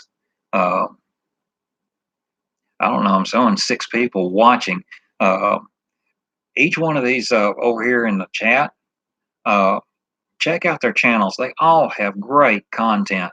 Uh, Go check them out, and subscribe to their channels and comment. Let them know you're there. They have great content. And so I put in a plug for everybody here. And so I got a few people here that are not in chat, I don't guess. Uh, so uh, those of you who are watching, not familiar with them, go check them out.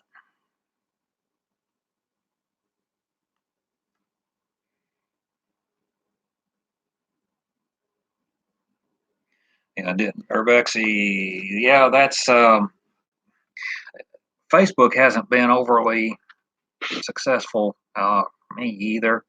Uh, Simply because I guess I'm not willing to pay money to boost the posts and all this kind of stuff.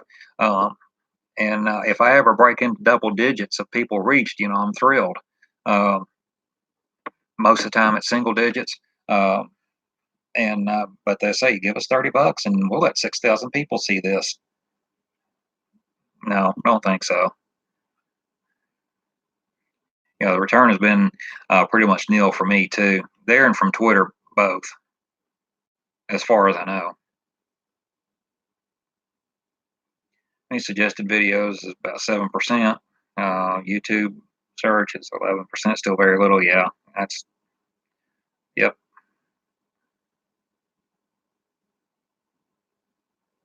The first month where Reddit has overtaken Facebook for referrals. You're kidding. Huh, now that is interesting.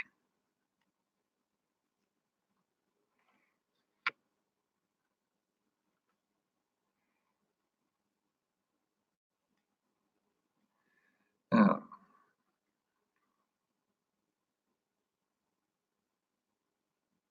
yeah, see, CF, that's the thing that gets me. So one place you were shocked, did terrible. Capitol Theater videos, 90% original. Fantastic Explorer, 200 views. That's ridiculous. That is ridiculous. I had probably the best Explorer that I've done since I started this last year, a little over a year ago. It was a closed treatment center for kids. For one thing, I didn't expect to get in, and I had to hike for a while to get to it. And it's been closed down for quite a while, quite a few years.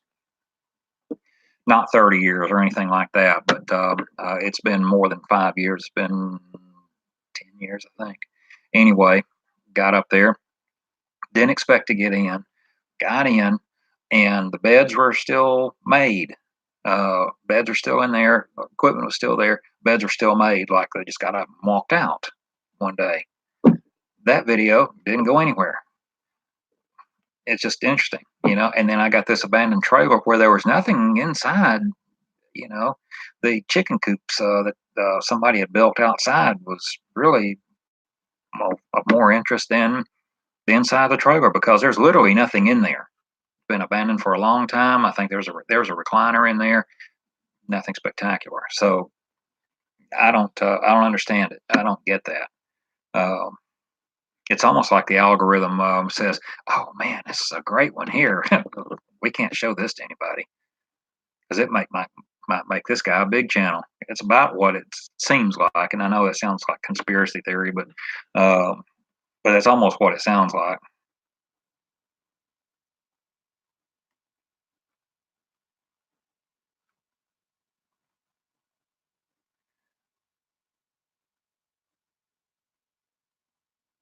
Yep. CF, that's what I'm saying. YouTube algorithm. Last year, you could post an empty house and get 300 views. And now a great place gets, and that's what happened to me. Um, One, the latest one, due to a malfunction in YouTube's uh, uh, computers, whatever. Uh, and the previous one, everything working fine, tanked totally. And I was like, that's my best Explorer yet. As a matter of fact, I had a guy in Germany who's an urban explorer comment on it and said he'd been to over 100 places and that was by far the best he'd ever seen, but tanked totally. Uh, I don't understand it.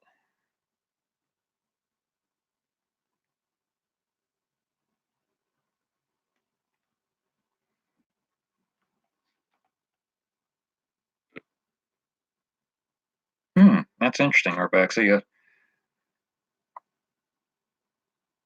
just need to become Sir Spam a lot. Yeah, it isn't spamming, like CF says. It's advertising. The only jealous people call it spamming. That's for sure.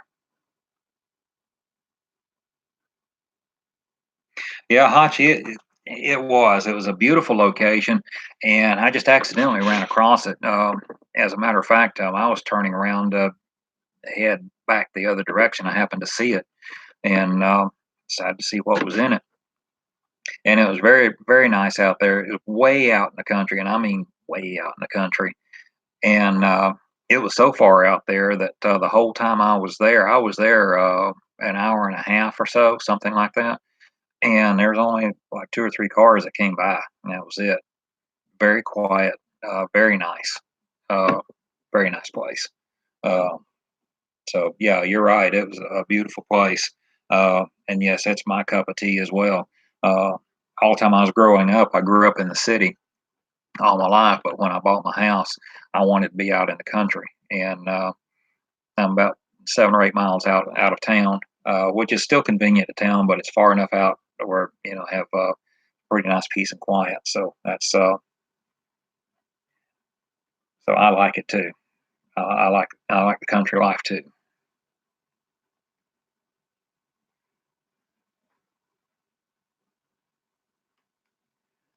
me see something here.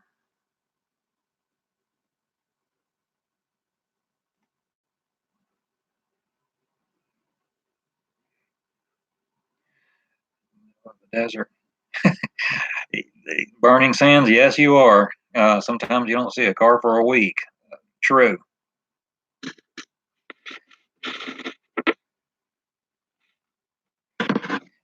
There are other explorers out your way, and it's pretty much seems like that's the way it is. Um, and it's really amazing how vast the United States is. It's just amazing. And you get there are areas even now with all the development and so many places that there are still areas that you can go out and you see no development as far as you can see in all directions. Beautiful out that way. Yeah, Urbex. See, I switched primarily to Studio Beta myself, and operate mostly from there because they're going to do away with Classic anyway, and I didn't want to be the one scrambling, having to take half a bottle of ibuprofen every time I wanted to do anything with a video and Beta. Uh, I wanted to get familiar with it already, but there are some things that, and I've told them this in that little survey. I don't know how many times. Um, I have to jump back to Classic to even get to it, uh, to what I'm wanting to do. Because so far I have not uh, found it in beta yet. Uh, and end cards before you publish is one of them. I haven't found that yet. I have to jump back to Classic and put the end cards in, then publish. And I'd rather do that than publish and then go back into edit because sometimes I get a few views right off the bat. And and I've told them this a number of times. And of course, the comments again on the videos that YouTube uh, uh, produces and YouTube employees produce, people are saying a lot of the same things. So I don't know if they're going to ever do anything with that or not.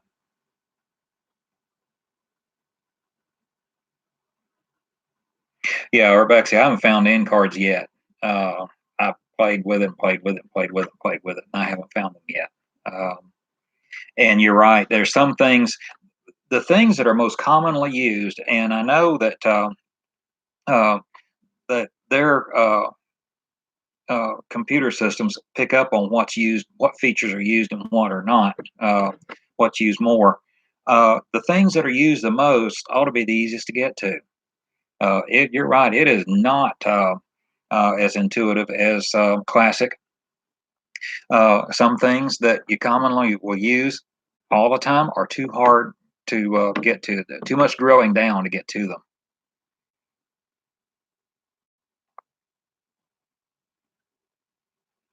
Yeah, CF, you're right. It's cumbersome because you have to drill down too much. The stuff that creators use the most ought to be up front, to where you can get to it easily. Um, when the conversion to beta takes place, completely. I really feel for the big creators, because can you imagine the stuff that they used to be able to get to and doing their video editing and whatever end cards, the one that in a couple of clicks they have to go find. I mean, they'll know where it is, but click, click, click, drill down, drill down, drill down, drill down. Uh, those that are producing content 2 or 3 times a week, yeah, it's too cumbersome. It is, uh, and it is not very well laid out. For one thing, they need to eliminate that little tiny window over to the left where all the selections, dashboard and uh, videos and everything are. Uh, I don't know whose idea that was. That needs to be fixed. That needs to be just a list down the side. Now, if you spin your wheel just one click on your mouse, then you missed uh, a couple of selections in that little tiny window. I don't understand that one.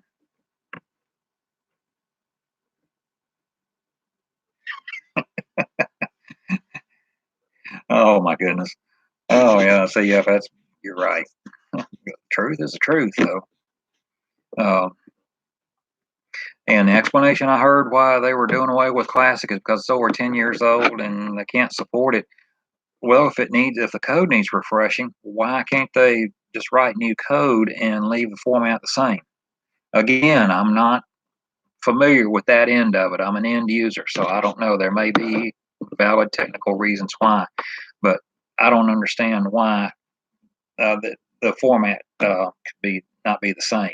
Add features, fine, true, but I don't understand it.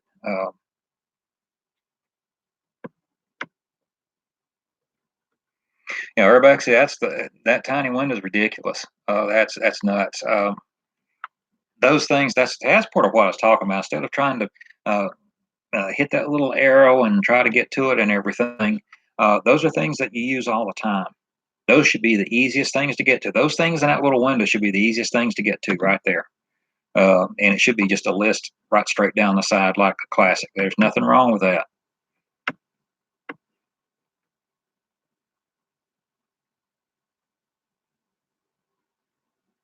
Yeah, I could go into mouse settings and I could change the number of lines uh, that the wheel skips down to one, I guess.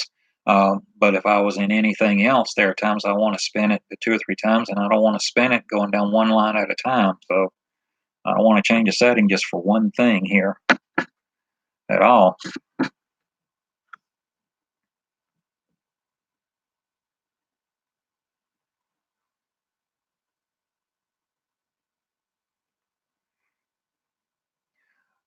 Well, I'll tell you, this has been a great stream tonight. I'll tell you that our community is great. When CF has his live streams and so on, everybody talks to each other. We have great discussions. It's always good. Uh, and I really appreciate everybody coming in tonight. And I didn't intend for this live stream to go on, but been on for over an hour and a half now, and it doesn't seem like it. The old saying, time flies when you're having fun. This was excellent, and I appreciate each and every one of you.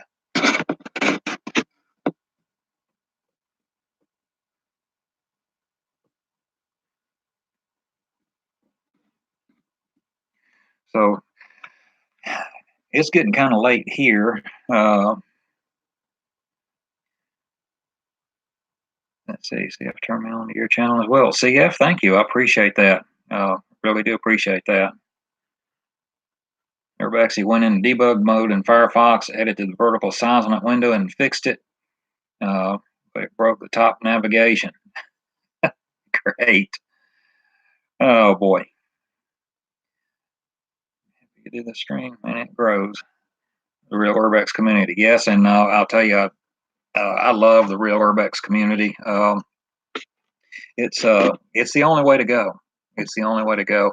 I wish that it would catch on, um, viewership wise, uh, and people would see what real urbexing is really all about. And that one, if that ever happens, then the big uh, urbexing channels, not all the big ones are fall into this category, Um, but the ones that aren't exactly ethical on the up and up, and so on, um, they would change. They'd have to change the content. They'd really have to change the content. Uh, and that's the one thing that's going to do it. The viewer's going to have to do it. But just like the paranormal things, um, there is so much that the people watching just buy into. Uh, People just buy into too much, and you can see this when somebody posts something from a satire site on Facebook. Look at the comments and look at how many people believe that it's the truth, and you just have to sit there and SMH, shaking my head. Still working with realurbex.com. We'll be able to showcase all our videos. So, oh, that's awesome. I didn't know you were doing that, Urbexy. That'd be great. That would be awesome. Well, when that gets up and running, I'll definitely promote that for sure.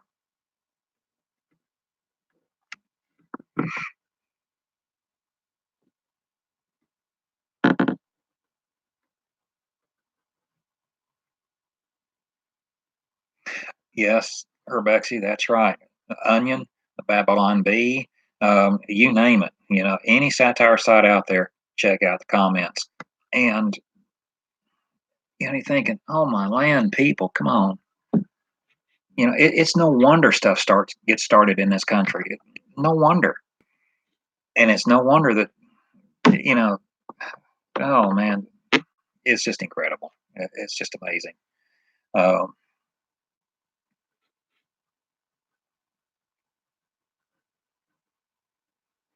yeah, Burning Sands. You're right. They don't. And what amazes me is in order to get the information about something, you don't have to go to the library and look it up anymore. You got the information at your fingertips. You can pull up in a matter of seconds, and people still don't do it.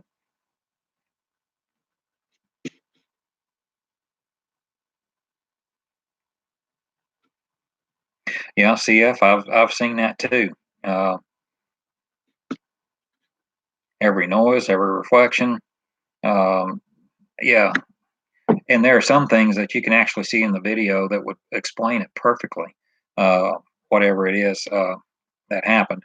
But it's always some spirit or something doing everything. Good grief! Uh, if they're getting that much, they need to contact Ghost Adventures to get them to come out. They'd love to have that much footage. That's right, Urbexy. That's what we all need to know. Need to keep in mind. It's on the internet, so it must be real. Yeah, CF. That's for sure. The reason is I think is because they saw. Excuse me. I am so sorry. Uh, is they saw the paranormal thing trending on YouTube and saw that as a way to get views and watch time. And I'm not against somebody uh, making adjustments in their content and everything to try to get more views. That's fine. But the theatrics, they put on, all that, no, uh, don't don't put stuff in there. You know, just like my railroad tunnel. Uh, if I hadn't said anything, I could have edited out the whole first part of that where a train came by, so that you'd never know that there were railroad tracks close by. Inside the tunnel, hear a train horn, a faint train horn. There are channels out there that would have clickbaited that to death. That would have been a ghost train coming. Oh, something must have happened here. Somebody must have died in here or something like that. Hear that train horn? Oh my gosh, there had been a train through here in 40 years. No, perfect explanation. There are railroad tracks about a half mile away. Uh, so I think that's where it's coming from. It's just strictly for the views. It's one of those things that's trending. Uh, that's on YouTube. It's very popular. Um, you could call a light bulb glowing paranormal, and that probably get 1,000 views in no time.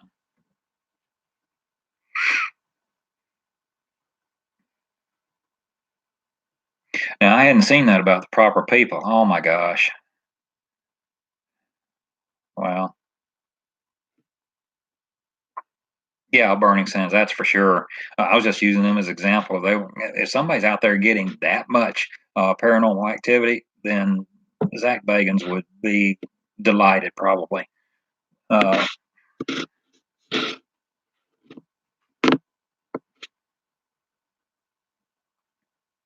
yep, that's exactly it.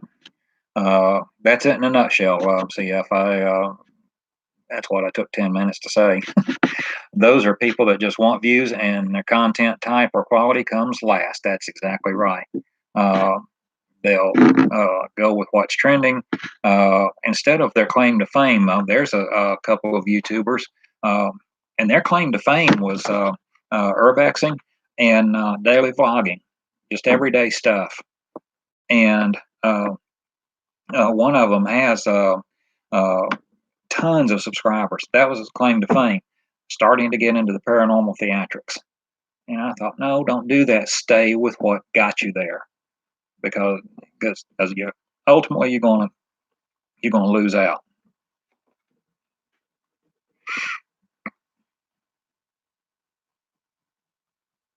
Yeah, and I've unsubbed a bunch too. CF, you know, I have to.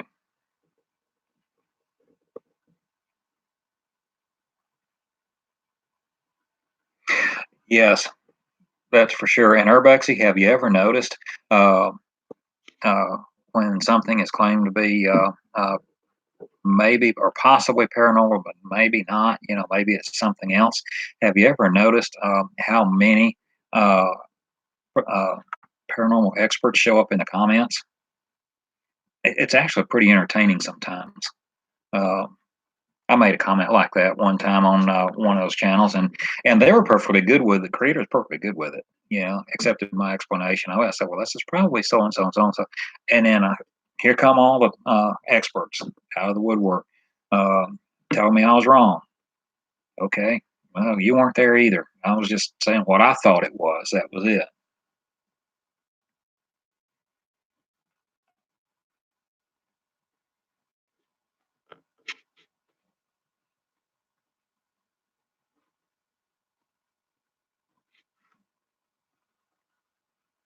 Yeah, that's for sure. CF. In the long run, it's going to hurt them because this stuff's not going to trend forever. It's not going to stay popular forever. Uh, fads come and go. They do come and go, and um, it's going to hurt them in the long run. They may be getting tons of new subs and views and watch time for right now, but it's going to hurt them eventually. Uh, and especially, there's always going to be a certain number of people who catch on to what they're doing. Um, and I hate it they've gone that way too. Again, like the other one I was talking about, whatever got them there to start with, they need to stay with, because the fads will come and go. What got these channels there to begin with uh, will be constant. It will be steady, and it won't go anywhere. They'll have a loyal fan base, and that's it. Um, but when the fad goes away, so will the subscribers and the watch time.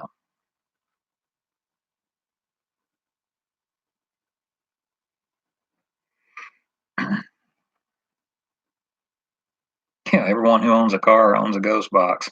They all have AM radios that scan. Yeah. See if Explore with Us, Ewu Crew, they have a spirit box, but they do it in a very interesting manner. And I'm sure you've seen it. Those of you who haven't, go check them out. Ewu Crew, fantastic content. It's a father daughter team, and they have awesome content. Go check them out. But Bob, who's the father, takes a spirit box out in the middle of the desert. They're out they in Nevada, live out in Nevada somewhere, and they like to get out in the desert so far away that the spirit box picks up no radio stations, uh, and that's interesting. That's an interesting way to put it, and I like it. As far as that goes.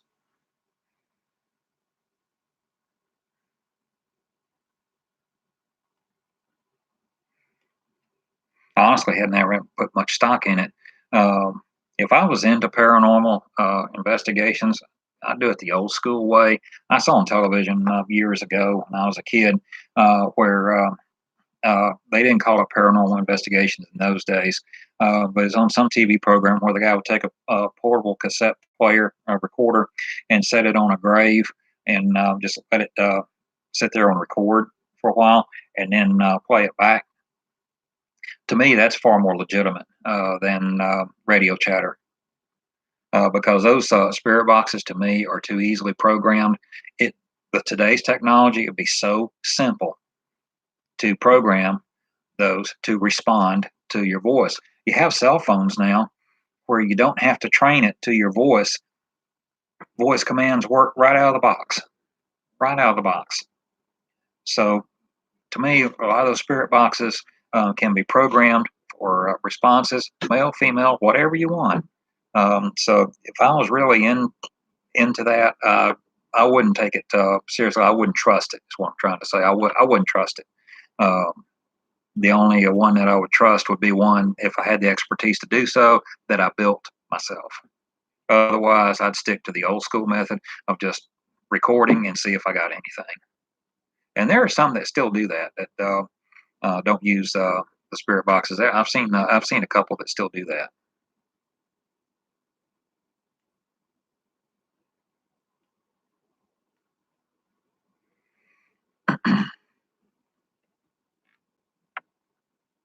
Oh, actually, I'm gonna have to check that out. I'll bet that's good right there. Hate it that they quit, but probably had to.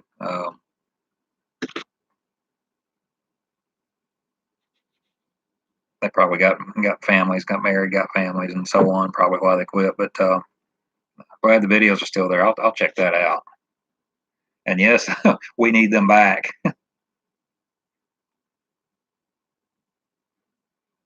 I thought about doing a video or two like that. I told uh, my wife the other day that I was thinking about going somewhere and doing a 3 o'clock challenge, and then go through the whole thing for about 30 minutes, and then say, "Oh wait, that's supposed to be 3 a.m." Oh, sorry, but I didn't.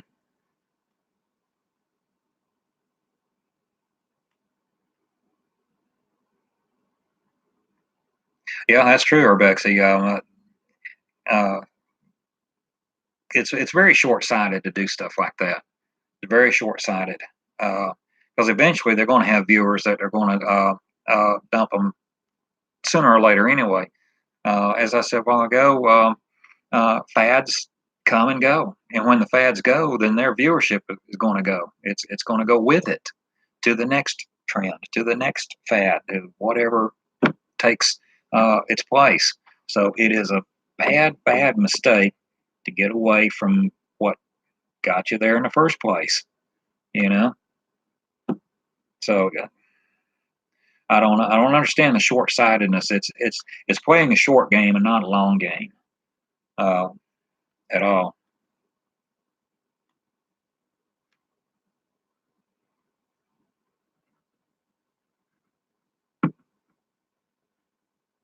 Yeah, very true. CF, that's yeah, I agree wholeheartedly with that. And CRT Productions, hey, awesome, great you stopped by. Glad to see you here. That is awesome. We're having a great stream tonight. Of course, as I said before, our real Urbex community here is awesome. I wouldn't trade it for anything in the world. My channel can stay small, remain part of this community because it's just if that's what it took, uh, which doesn't have anything to do with anything. But if it did, I wouldn't give this up for uh, views or likes or whatever just to get get huge. Uh, we got a great community here.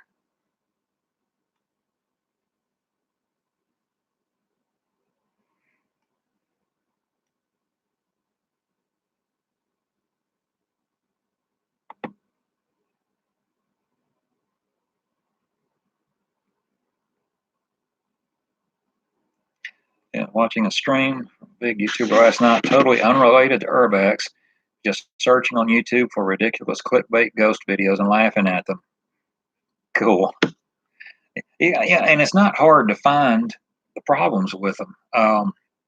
Some are better at it than others, but but a lot of it you can see right through it.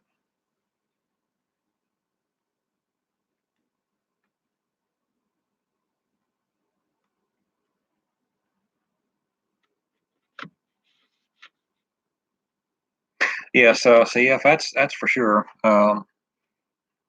And I don't really buy into paranormal myself. I have my own beliefs about that, uh, as to what it really is.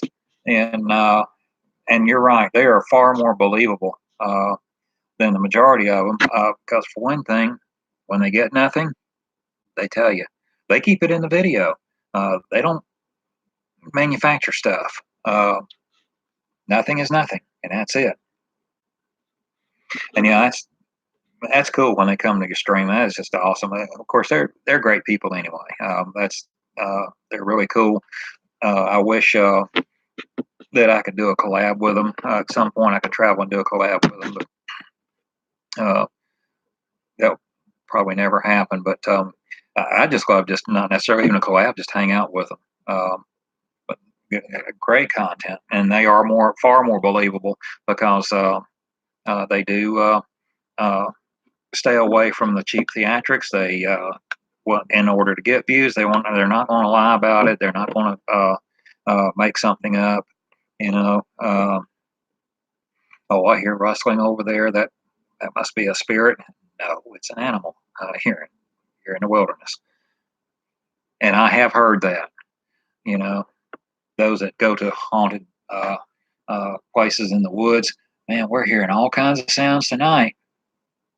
Yeah, I used to spend a lot of time recreationally in the woods, camping, hiking, and stuff like that.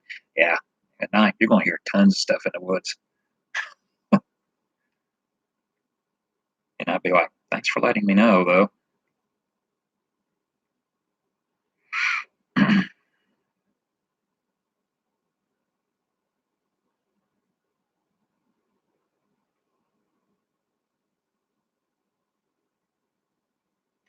Okay, I'm trying to get the comments here. I've gotten a little behind again. All they need is a transmitter to send the message they want, or even edit the audio in when editing the video. Oh yeah, with today's technology, it's easy to throw anything in audio. Um, I'm not an editing expert. I can do that. If I can do it, then I know why those folks can.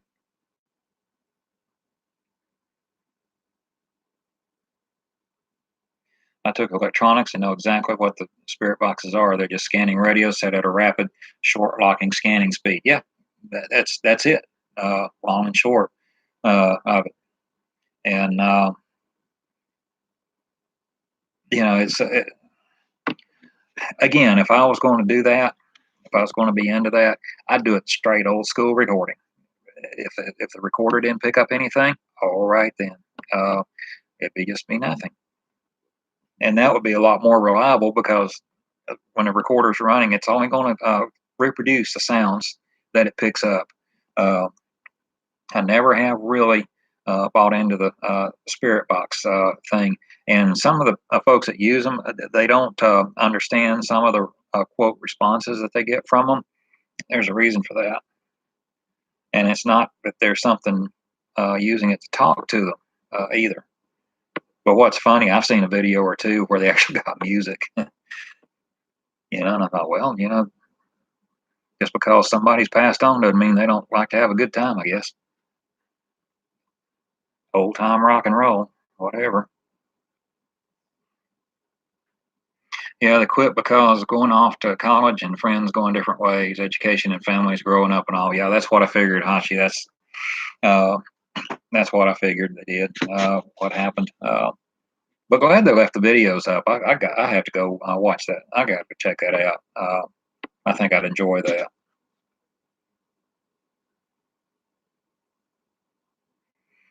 Urbex, that's the thing that they don't think about. It it very much tarnishes all genuine explorers. It the fake paranormal stuff tarnishes all of the real paranormal investigators out there that are trying to grow their channels based on real uh, paranormal investigation with no theatrics, no put on, no scene set up, nothing of that nature. It hurts them. It hurts them. That's something that these folks don't think about or don't care about. And here's another message held for review. I gotta love it. Thank you, YouTube. Approve that.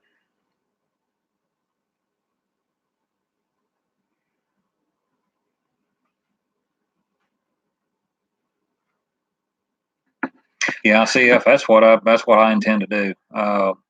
And as much as I'd like to go to some of these cool places, some of the big explorers go to, I'm not free to travel like that. It's just got to be the immediate area. So my explorers are going to be stuff that, as they say, ain't none of y'all ever seen. Because this thing's around here, and some things I just happen across. Just happen to see something. I've got a few videos there that's just accidental. Oh man, I hated it. Injured vet. Well, I really appreciate his service for sure. It is a debt that we can never repay at all.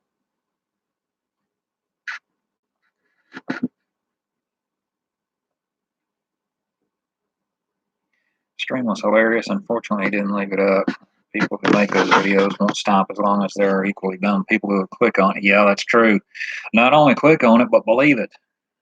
That's the thing that gets me. It's one thing to understand that it's entertainment only and watch it as such. Just like anything you watch on TV, that whole world is make believe. 100% make believe. Even the so called reality shows, 99% of those are not reality, furthest from it, you know. But we all know that. We all know that it's make believe. But no, you look in the comments and so many people buy into it. I, I know we've already covered that, but it just still amazes me.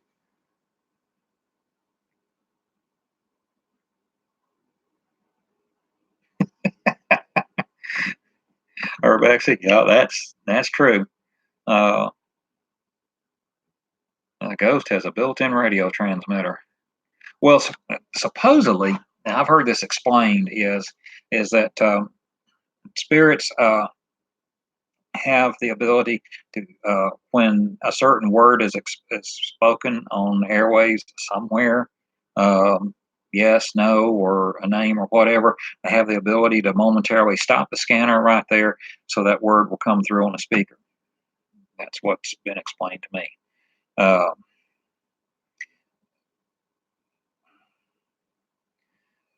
so I very much skeptical of that, honestly.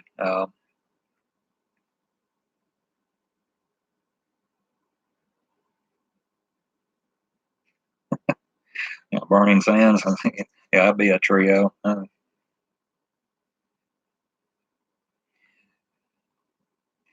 It would be awesome if we could do something together. It'd be great. Seriously though,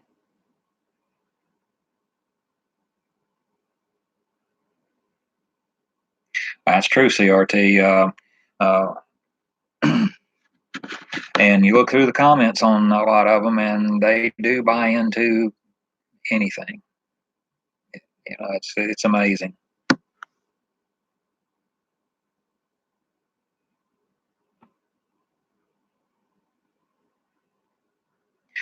Yeah.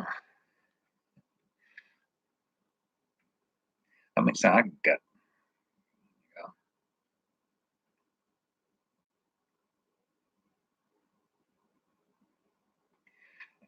I, oh man, I flipped down way too far. So give me a minute. Yep, that's true. CF, that's for sure. And Urbex, yeah, I've often said that whenever I pass away, if I find myself stuck here on Earth, I'm going to be thinking, oh man, Really? And I think again, if that happens and somebody comes around so-called paranormal exploration, oh, I'm gonna so jack with them.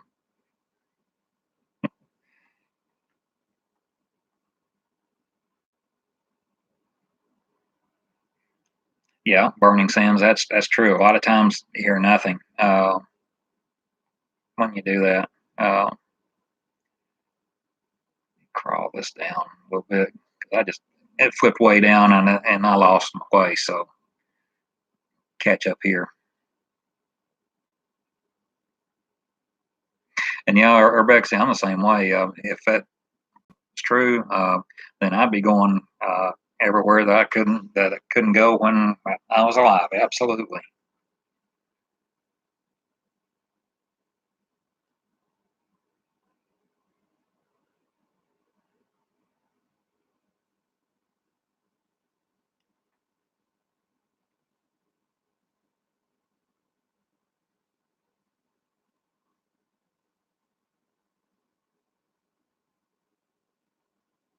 Yeah, me too. Burning sands. That's what I was just before I saw your comment. Uh, that's what I thought too. Uh, Moving stuff, what whatever, just messing with them.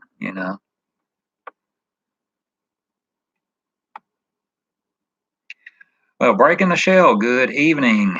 How are you, Tim? It's awesome for you to show up. I'm glad to have you here. My goodness. Uh, Hello, everybody. Well, hello back to you. Thanks for coming by. Thanks for dropping by. I appreciate that. I really do. And Dreamwalking Angel has joined us. Um, Check out her channel. Uh, Great content. Great content. She does a lot of singing. As a matter of fact, she went somewhere tonight to sing, and the video should be up now. Should be there. So go check it out. And After the fact, I'll put a link in the description below, and I'll probably have to do it afterwards because my first live stream, I don't know how to do it now, and if I do it now, I might cut us all out of the live stream. So a few things I still have to learn about this. So I better not try it now. But if you just go in and search Dreamwalking Angel, you'll find her. So do check her out.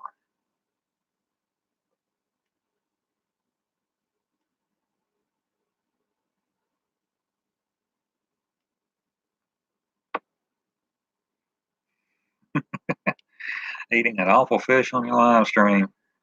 Oh wow. Yes, it is. CRT. That's and 7 people here, 7 likes, and I really appreciate that. Uh, that helps a bunch. I said before, I have to do it right off the bat because I'll forget about it. I'll get caught up in the stream or the video and forget to do it. And I don't want to forget to throw somebody a like that. So I do appreciate that. So many abandoned farmhouses. Just don't want to end up on somebody's property. People carry guns around here. Yeah. Around here too, Hachi. Yeah. Uh, there's no shortage of Second Amendment supporters here. And I happen to be one of them. But it's a lot easier to avoid a bad situation than to try to cure it after it starts. So that's probably a good idea.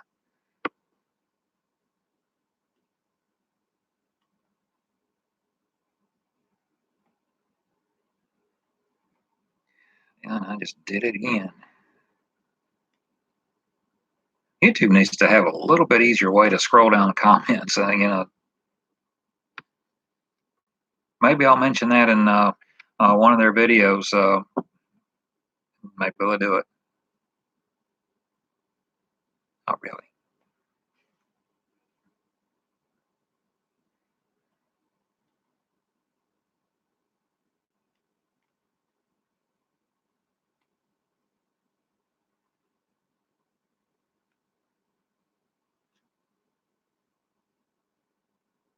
Yeah, CF, it actually is always a risk.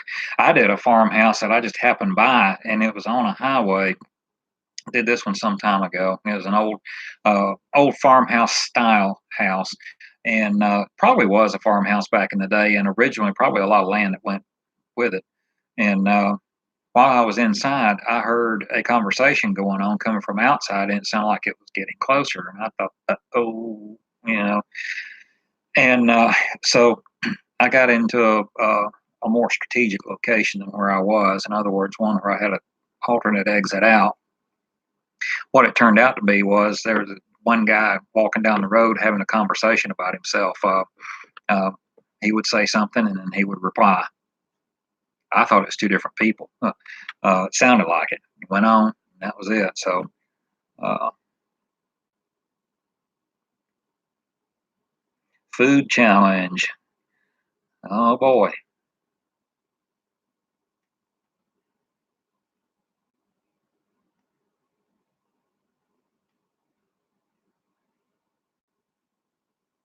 And Dreamwalking Angel, thank you for that. I appreciate that. And here we go with another held for goodness sake. So let me prove that one. That is so aggravating.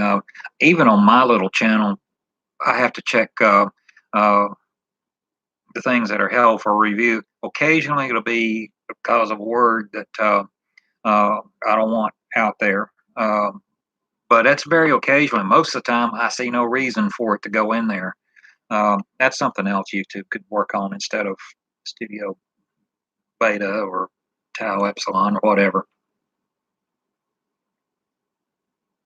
CF, thank you so much. I appreciate that. Thank you. I really appreciate you sharing it like that.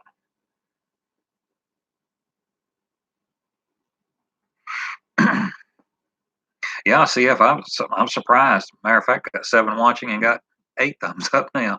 Um, that's great. Uh, I really appreciate that.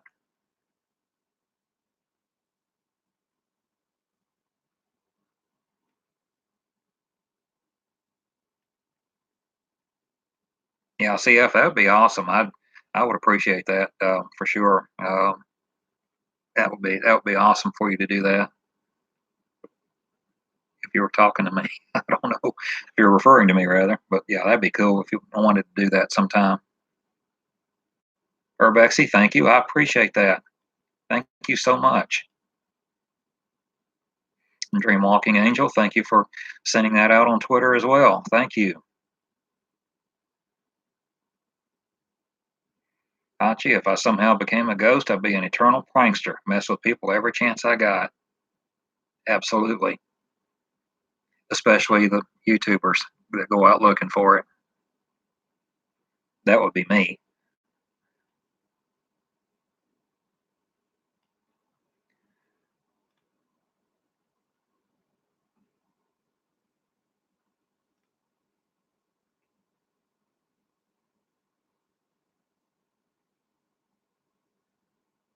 There we go.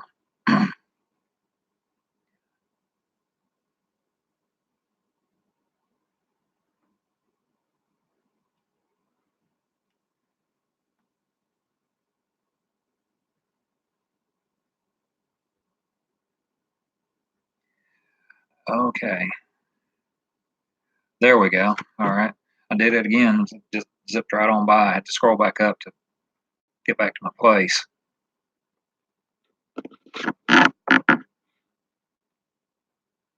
Yeah, so yeah, never feel bad about asking your viewers to share out your stream. Well, uh, frankly, I hadn't mentioned it. Uh, I talk about so many other things. We had such a great stream tonight, uh, but for sure, and I appreciate everybody who's done that. Thank you. That is awesome. I appreciate all of you doing that.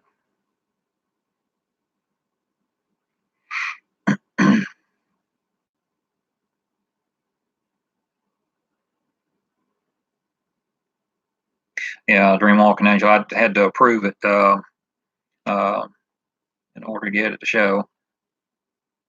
Not a mod, just an ethical hacker. Okay.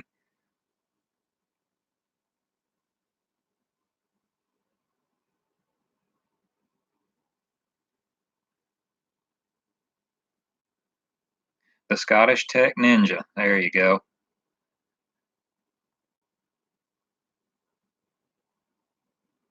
Yeah, we've been caught by both landowners and police over the years. Prefer the police. Oh yeah.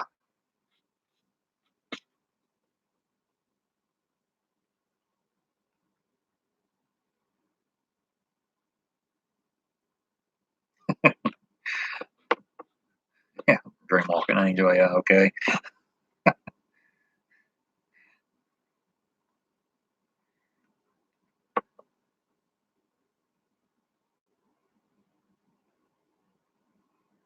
Heard someone say ZZ Top. Hmm. Kind of takes the punch out of it, don't you think? Yeah, Hachi, that's for sure. That's one thing that concerned me. Uh, when I realized it was one person that was having a full conversation with themselves, uh, I kept them in sight for a while, make sure they just kept walking. Uh, they went on up the highway out of sight, but it sounded like two distinctly separate people. And I wish the mic on my camera had picked it up. Uh, it didn't, so I had to put in uh, a subtitle on the screen explaining why everything just stopped.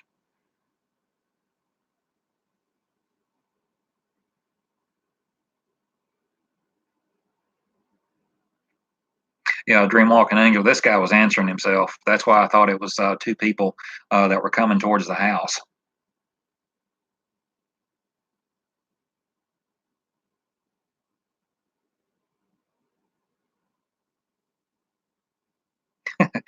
Some of the best conversations are with me.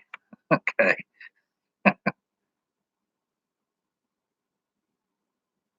Burning Sands, people who talk to themselves should be required to walk around in pairs so they don't look crazy. Well, these days with technology, with Bluetooth and everything, people these days, if you walk through a store like that, probably just assume you were on the phone.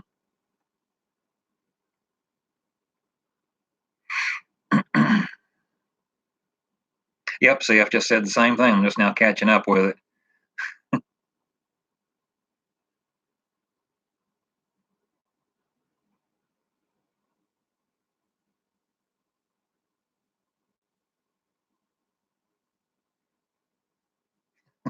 Yeah, no way. I'm asking myself. No way. Am I going to make streams a regular thing? Uh, I don't know. I'd like to. And as good as this one's been, it's gone way beyond my expectations. I was only going to be on here for like maybe an hour, maybe less, and we're at 2:18. It's turned out a lot better, and I've thoroughly enjoyed it. I really have enjoyed this. Uh, show that one. So I might start doing more of these. Uh, I think I need some more practice setting them to private. Uh, but I finally got to the point where I can actually get something to go somewhere.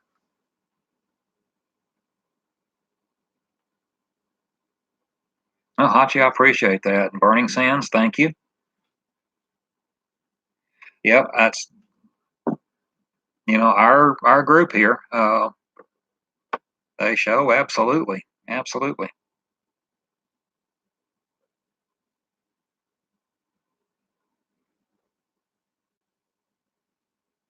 Dreamwalking Angel. I don't think that guy we have to worry out here. Um, that guy's probably still walking up the highway, and by now he'd be about New Jersey.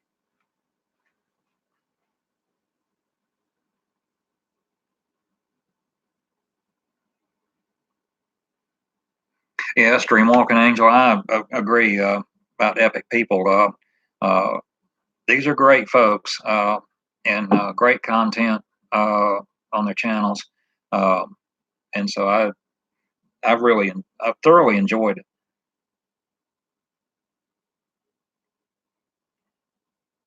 Okay, CF, thank you for that. I will. I will. I'll let you know. Yeah, that's very true, Hachi, and we do have a good crowd. We don't have 7,000 people watching, but we've got great people. And honestly, some of the live streams I've seen with many more uh, in it are not as active as us on our streams, on CF streams. Uh, the, the quality here is a lot higher, is what I'm trying to say. Some of the big channels, sometimes yeah, sometimes no.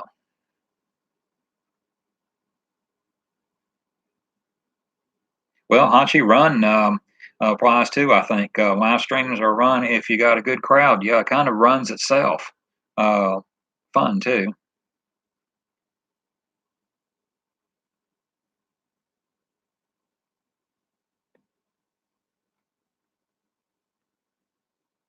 But a good live stream does run itself.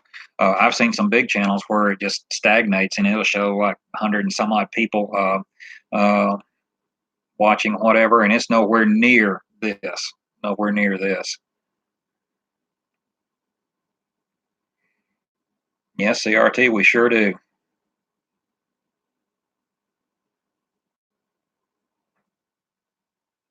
Yes, if there's somebody here that's not familiar with the other channels, please go check them out. And don't forget to subscribe and like, leave comments, let them know that you're there and you're watching.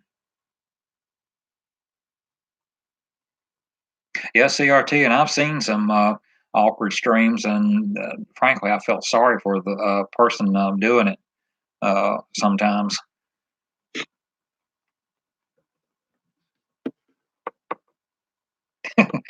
Real Urbex explorers and one random guy. Okay, all right.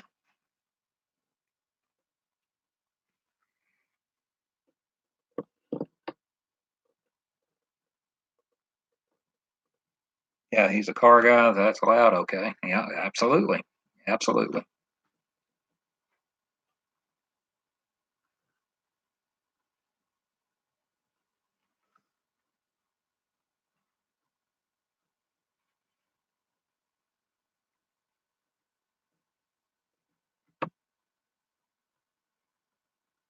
Yeah, that would be that would be good if they did. I'd like to see more regular streams too.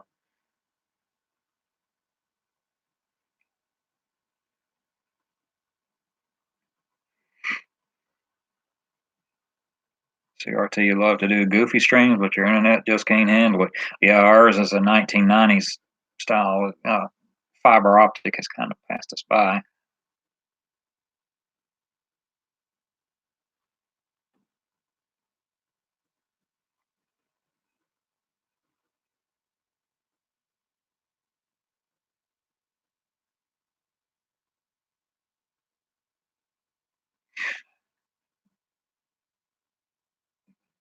Google Hangouts, yeah, I don't have that yet. I have to check that out and learn how to use it.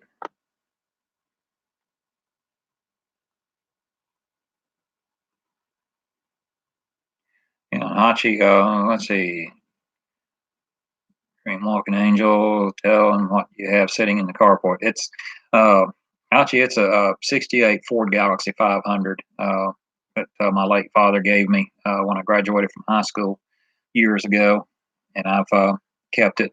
And it has the original engine and drivetrain in it.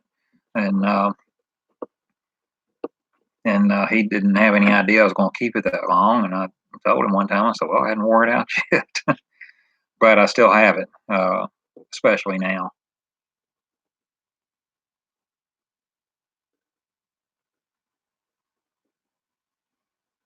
You know, all the derelict old cars that you see on those videos. Yeah. Yeah, I accidentally found one on a recent Explorer that was in somewhere in an old, what was I was told was an old store, and it was sitting inside the building as an old truck. Uh, total surprise.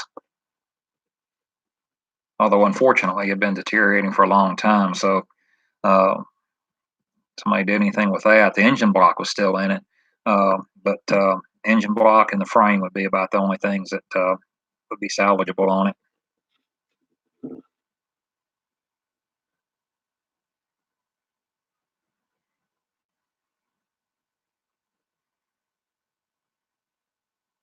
Yeah, old televisions. Yeah. I'll tell you, young people now just don't know what it was like before the days of cable and dish.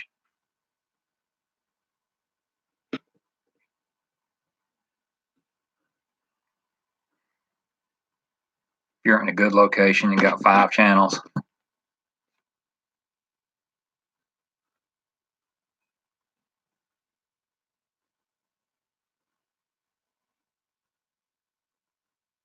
People now wouldn't know what to do with that few.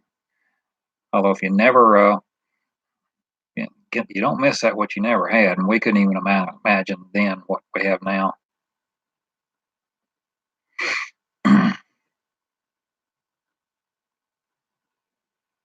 66 Fairlane and a 70 Torino, great cars.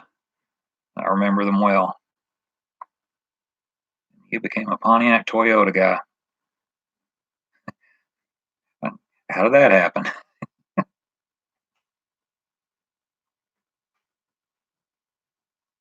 Yeah, CRT, that's for sure. The content in those days was far better. And I look back on it now.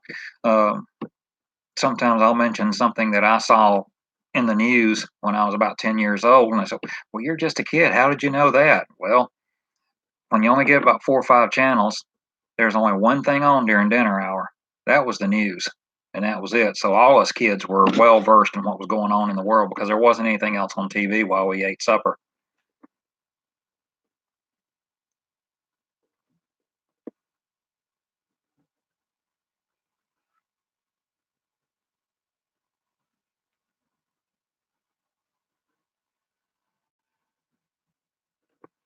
Yeah, Dream Walking Angel, that's for sure. Uh, my grandfather did that one time. Big TV went out, and he just went out, got an oven, just put it on top of it.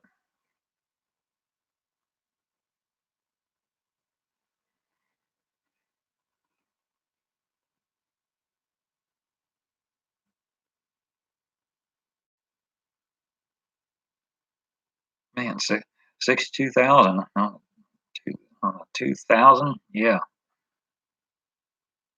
man, that's awesome. When I was in college in the late 70s, that was the rage. It seemed like every third student had one. Uh, had the big 455s and engines up front, uh, 4 barrel carburetor.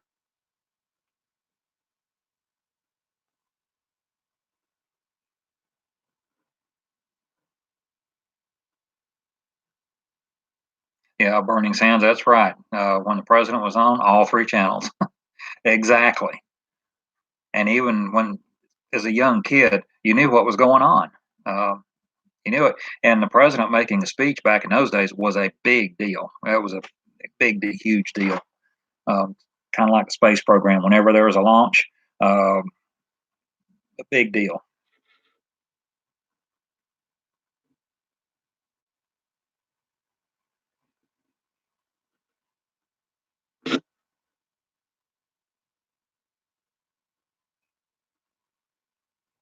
Yeah, that was a pretty car. 79 Monte Carlo. That was a pretty car. Yeah, CF, I do too. I remember when CNN first came on years ago. They were the very first ones.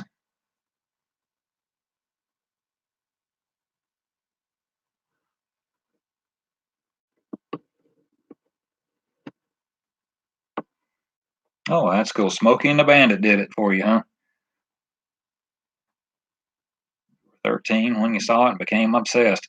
That was a pretty car that they had in that movie. That was real pretty. There were some that looked like that when I was in college. Black with the gold trim on it, and they all had T tops. Everyone, every one of those college kids had T tops on them. Uh, and there are some real pretty ones. The black with the gold was one of my favorites. There was one guy that had what was called a Skybird, Pontiac Firebird Trans Am Skybird. It was light blue, real pretty car.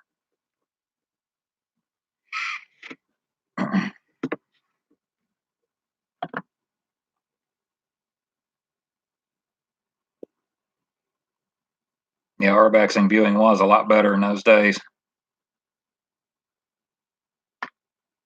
Uh-oh, see if you're about to start something. Not sure if you ever heard cool and Corolla in the same sentence. Uh-oh.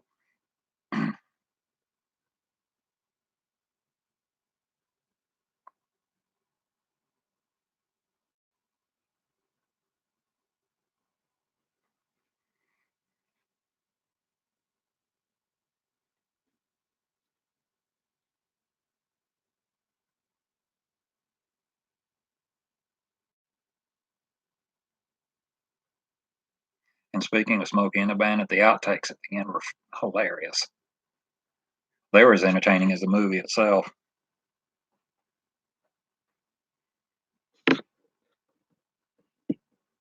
Uh-oh.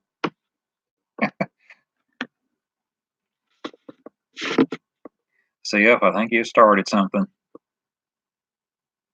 Corollas are only cool when they're at the bottom of a lake. Hmm. Oh boy.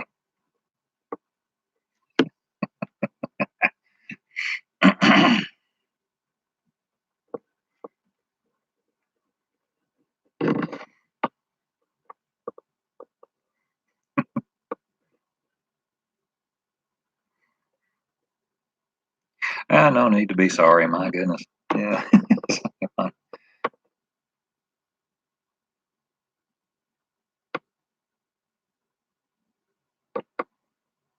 Hmm.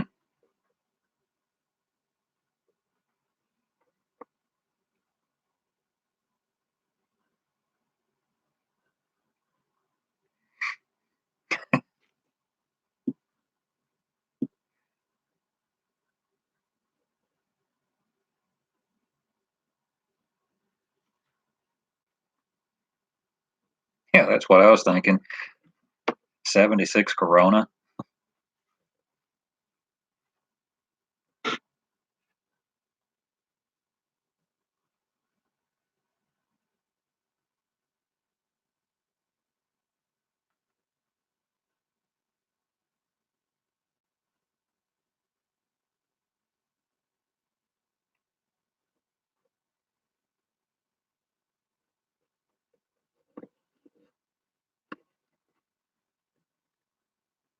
400 horses at the wheels, Hachi. Good grief.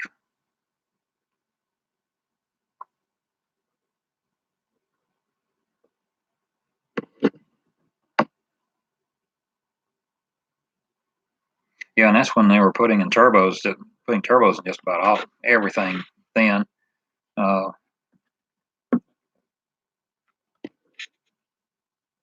Octane of gas in the 70s got killed about 73, and so all the car makers were scrambling to find ways to get more power out of them.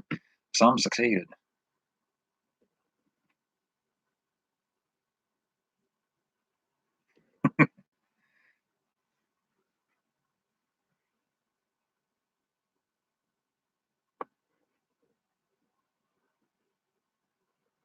Without all the add-ons, and it will last 100K.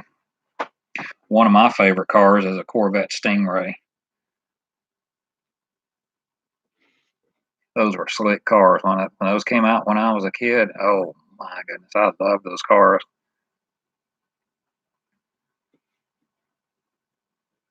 And they would fly. I don't know what the specs on them were, but they would fly.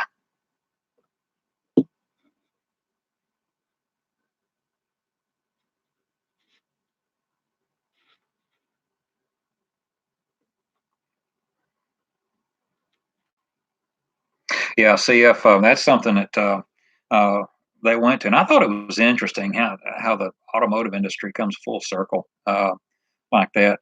Everything I guess about the mid '70s on into the '80s had turbochargers on it, uh, but you had the problem with turbo lag, and then they went back to the old superchargers. And so I just think it's just interesting how they just keep going full circle with stuff. Sometimes the old way is the better way.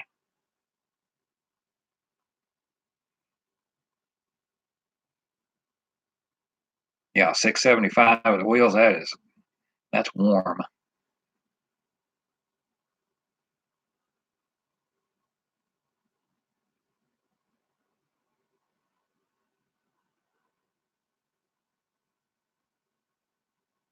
Yes, I remember that. I sure did.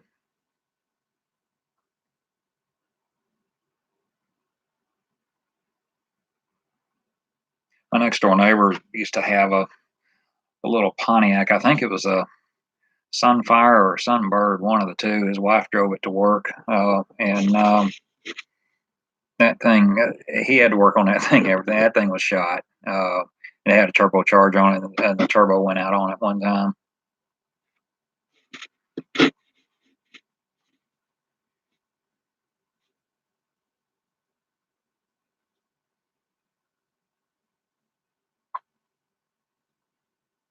The Hellcat is that's a that's an insane car.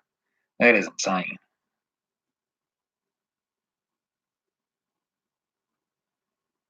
Yeah, if I was going to go with a Dodge Demon CF, it would have to be, I think the old one, the original one. I like those better.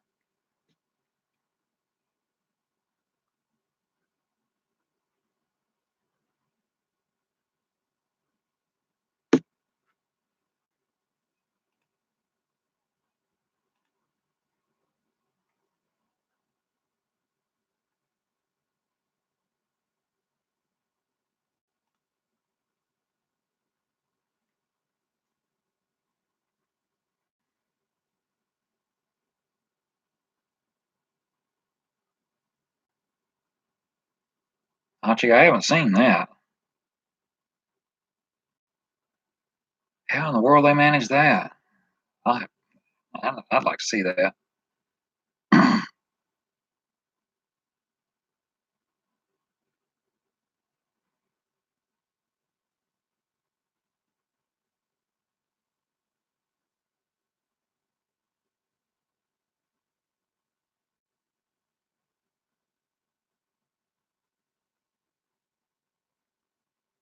Yeah, I'm more of an originalist when it comes to uh, antique cars. I like them restored to original, although I do enjoy the custom jobs. I do. Some of those are incredible, but I like all just like it was right off the assembly line.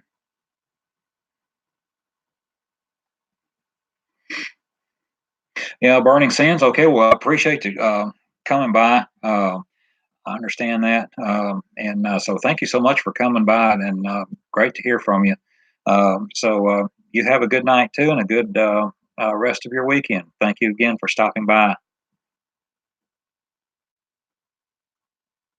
Yes, and Tim's brother, Cunningham Garage. He's a fairly new YouTuber, and he's got a good channel. Matter of fact, he had a Mazda Miata as well that he was working on. So it's a good one.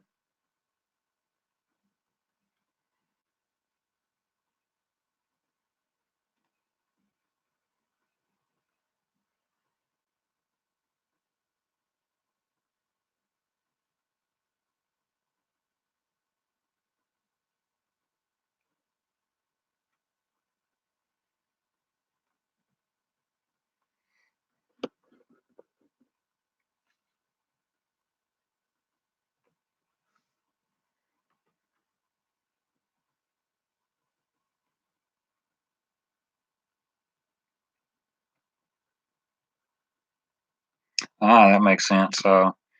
Gee, that's something I'd like to see myself. It's awesome. Well, we've been on here for 2 hours and 40 minutes, and that's just awesome. Uh, and Burning Sands. Yeah, if somebody's not subbed to our sub, 666 subs right now. Need to change that. Okay. Just need one more to tick that over. Uh, but this has been a great stream tonight, and I appreciate everybody who came by. Thank you so much. I really do appreciate it. Uh, and It's getting late. I'm tired. And I'm going to have to call it quits and turn in. So I hate to, because I could go on and on with you guys. This has been excellent. This has been excellent. So anyhow, everybody that stopped by, I appreciate all the shares and the tweets and so on. Thank you so much. Yeah, thank you, CF and Dreamwalking Angel, Hachi, CRT Productions, Burning Sands. And I appreciate if I missed anybody. Urbexy, yeah, thank you all for coming by. And thank you for making the stream what it is, because you guys made it what it is tonight. And it was fantastic. I had a great time. Thank you so much. Uh, and Y'all have a great rest of your weekend. And we'll see you next time. And good night, everybody.